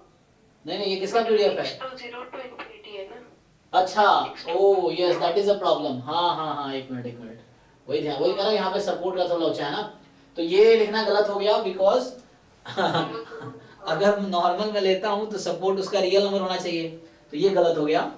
तो यहाँ थोड़ा सा एडजस्टमेंट है। क्या एडजस्टमेंट है? तो यहाँ 2 कर दो, यहाँ 2 कर दो, अब हो गया। तो अब आप क्या लिखेंगे इसको? तो 1/2x2 और this is fine now, okay.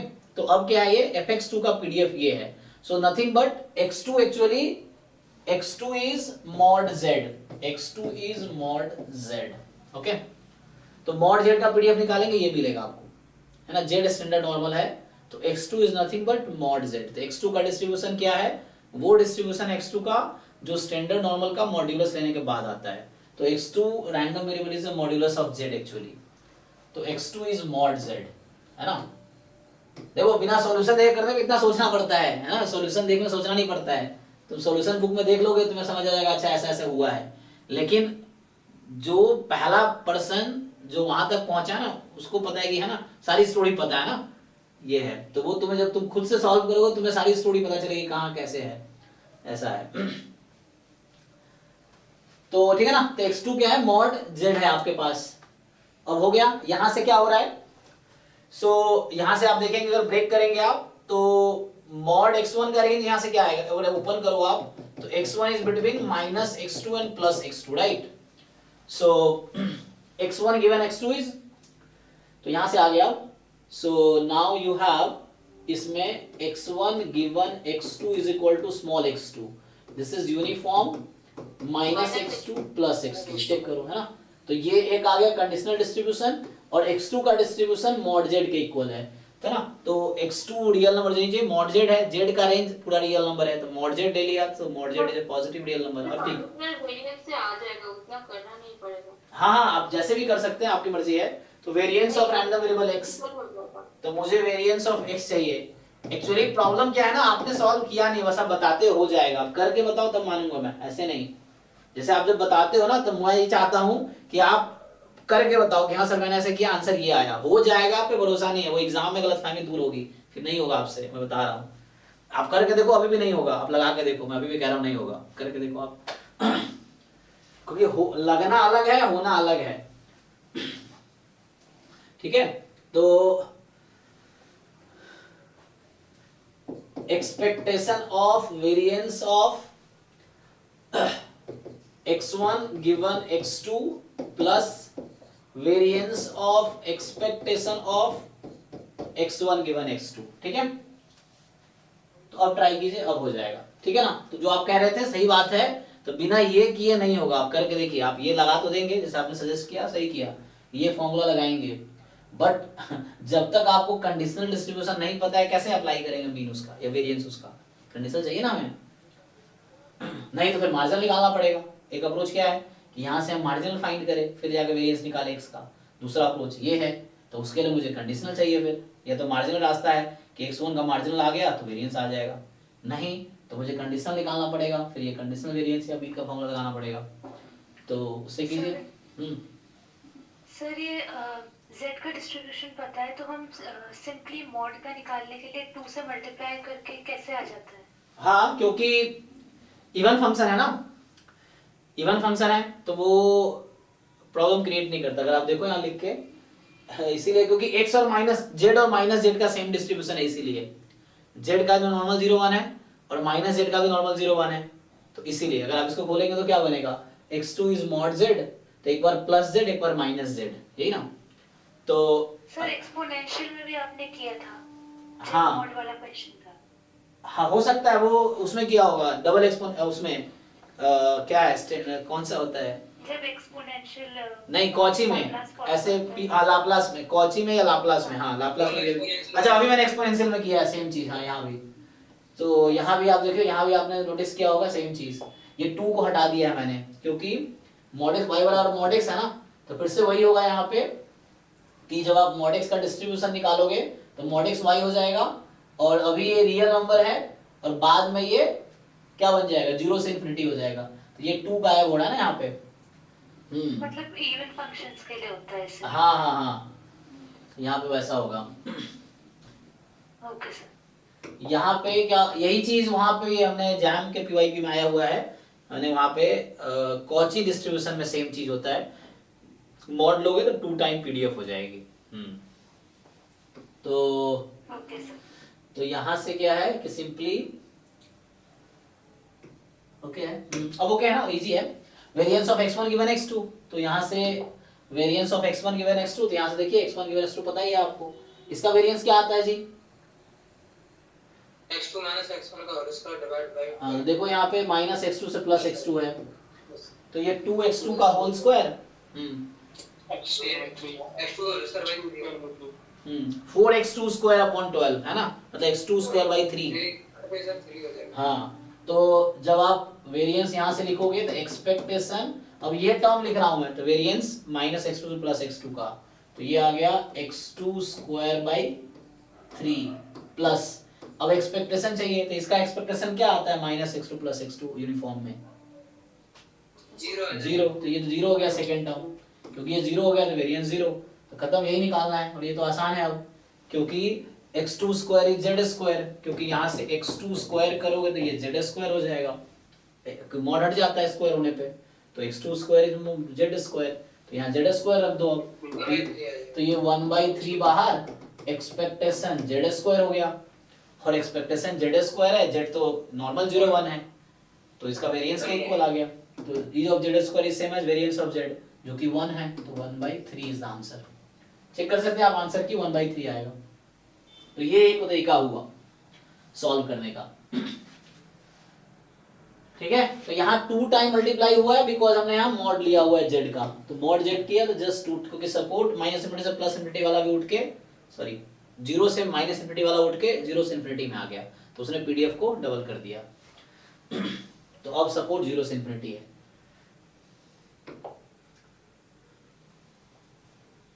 ठीक है, तो नेक्स्ट जो आपके पास कि Sn डिनोट कर रहा है number of head obtained in n independent toss of a fair coin, coin ना, हाँ, तो Sn का डिस्ट्रीब्यूशन क्या है जी,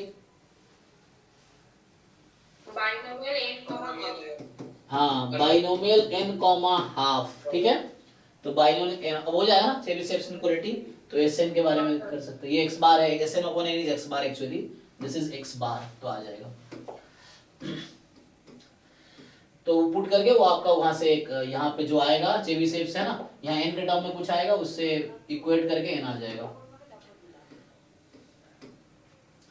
xy be the independent binomial 3 1/3, then probability that the, अच्छा ये तो अभी क्वेश्चन पहले में टेस्ट में मिला था, हाँ, probability that the this is orthogonal, तो इजी है, तो ये तो कर दिया था आप लोगों ने, तो हाँ ये क्वेश्चन एक्चुअली मॉक टेस्ट 3 में भी मिला था, तो और इसमें 2 आंसर थे, इसमें एक तो ये था सर 4/9 और एक था 16/18, तो कौन सा होगा सर इसमें? 2 आंसर क्यों आएगा, 2 आंसर क्यों आएगा, x into y बराबर ऐसा कुछ 1 आया था और x plus y बराबर आई थिंक 2 आया था, ऐसा आया था ना, तो यहाँ पे x की वैल्यू 1 है और y की वैल्यू 1 है, यही दोनों सेटिस्फाई करेगी। अब x1 y1 xy तो आईआईडी है, तो ये x बराबर 1 के होल स्क्वायर के इक्वल है, और x बराबर 1 इसमें निकालोगे तो 3c1 जो कि है 3, और ठीक है ना, 1/3 की पावर 1, 2/3 इसकी पावर 2, ये देखो 3c1 एंड 1/3 की पावर 1, और हो गया, ठीक है, ये आ जाएगा, ओके।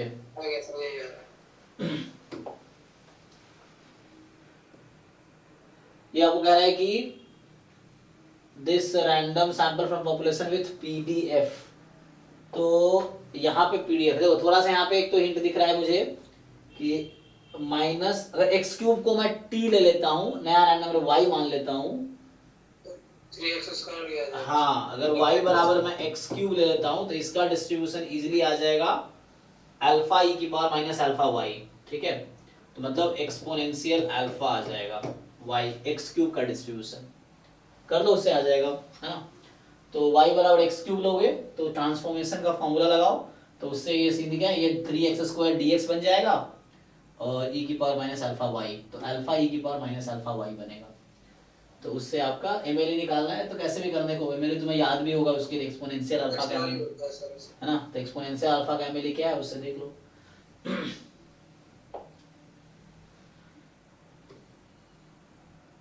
ठीक है, इसमें क्या आंसर है, डी आंसर है। mle ऑफ अल्फा पूछ रहा है, तो अल्फा के लिए देखना पड़ेगा अल्फा किस पॉइंट में मैक्सिमाइज होगा, या फिर अगर ये नहीं करना हो कोई दिक्कत नहीं, if you don't want to use कोई दिक्कत नहीं है, आप सीधा सीधा लाइक्लीहुड फंक्शन लिखो और फिर उसको l डैश अल्फा को 0 पुट करो, अल्फा की जो वैल्यू आएगी वो आंसर आ जाएगा। ये log l है, आप log करते हो ना आप लोग, ताकि वो खत्म हो जाए एक्सपोनेंशियल वाला, तो log ये करो, इसको डिफरेंशिएट करो, 0 पुट कर दो, उससे भी आ जाएगा। चेक करना क्या आता है, उससे भी कर सकते हो, इससे भी कर सकते हो, बट डायरेक्ट करोगे मुझे लगता है इजी रहेगा, उसमें फिर वापस मुझे वापस आना पड़ेगा ना, हालांकि आ जाएगा। क्या आता है एक्सपोनेंशियल, इस वाले पीडीएफ में mle निकाल के देखना पड़ेगा, एक्सपोनेंशियल जब मीन तो इसका 1/अल्फा हो जाएगा, है ना, तो वो चीज आई थी। तो मे भी आंसर या तो ए होगा या डी होगा, देख लो एक बार, ए सर, है ना, हाँ, क्योंकि यहाँ क्योंकि मीन यहाँ 1/अल्फा है ना, इसीलिए, क्योंकि मीन अल्फा होता तो x बार आता, है ना, जब मीन अल्फा है जिस एक्सपोनेंशियल का, तो उसका आपका जो आएगा mle वो x बार आता होगा, और मीन अल्फा होता तो यहाँ मीन तो 1/अल्फा है, तो 1/अल्फा है तो रेसिप्रोकल है ना, तो इसीलिए ये आएगा ये। ओके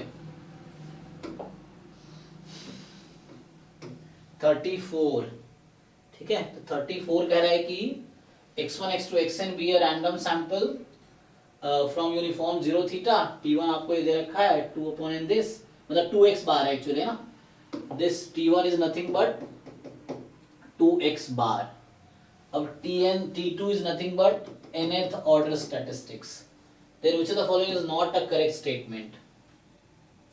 तो यूनिफॉर्म 0 थीटा है ना, तो इसका आप आई थिंक mle निकालोगे, यही आता होगा nth ऑर्डर स्टैटिस्टिक्स, और ये T1 will converge in probability to 2x bar will converge in probability to 2ex, 2ex कितना आ जाएगा थीटा, तो weak law of large number use किया मैंने यहाँ पे, T1 is nothing but 2x bar ना, तो 2x bar will converge in probability to 2ex, और ex थीटा by 2 होता है, थीटा आ गया, मतलब T1 is a consistent estimator by weak law of large number and T2 is consistent estimator because it is mle, ठीक है, तो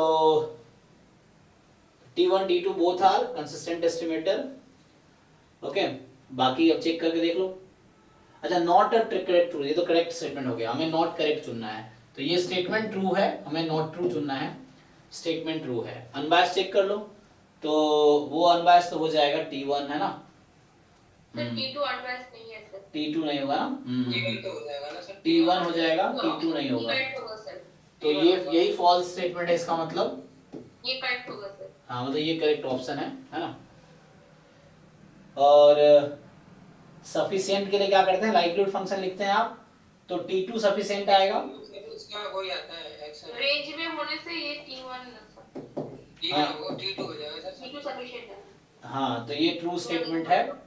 और method of moment estimator क्या आएगा, वही T1 आ जाएगा, और T2 mle आएगा, हाँ ये mle है, वो मेथड ऑफ मोमेंट एस्टिमेटर है, तो ये भी ट्रू स्टेटमेंट है, ठीक है ना। तो only C is the false statement, मुझे फॉल्स ही चुनना था, तो only C is false statement, हालांकि सिंगल करेक्ट है ना, क्योंकि मल्टीपल में रहता है इज आर लिखा रहता है मल्टीपल वाले में। डिफरेंशियल इक्वेशन अब आना नहीं है, तो कहां तक पहुंच गए आप, अच्छा एमसीक्यू खत्म हो गया क्या, ओके चलो, तो आज यहीं स्टॉप करेंगे। अब अगर पुराने डाउट्स हैं तो वो देख सकते हैं हम लोग। तो अभी हमने 2014 में आज 1 to 35 डिस्कस किया है। अब ये सब्जेक्टिव क्वेश्चंस हैं, है ना, 5 मार्क्स के ईच है, तो हालांकि इसमें टाइम तो ज्यादा लगेगा क्योंकि 5 मार्क्स के, अब आपके 1 2 मार्क्स के आते हैं, तो इसको हम नेक्स्ट क्लास में डिस्कस करेंगे। आप लोग ट्राई करके आना, ठीक है।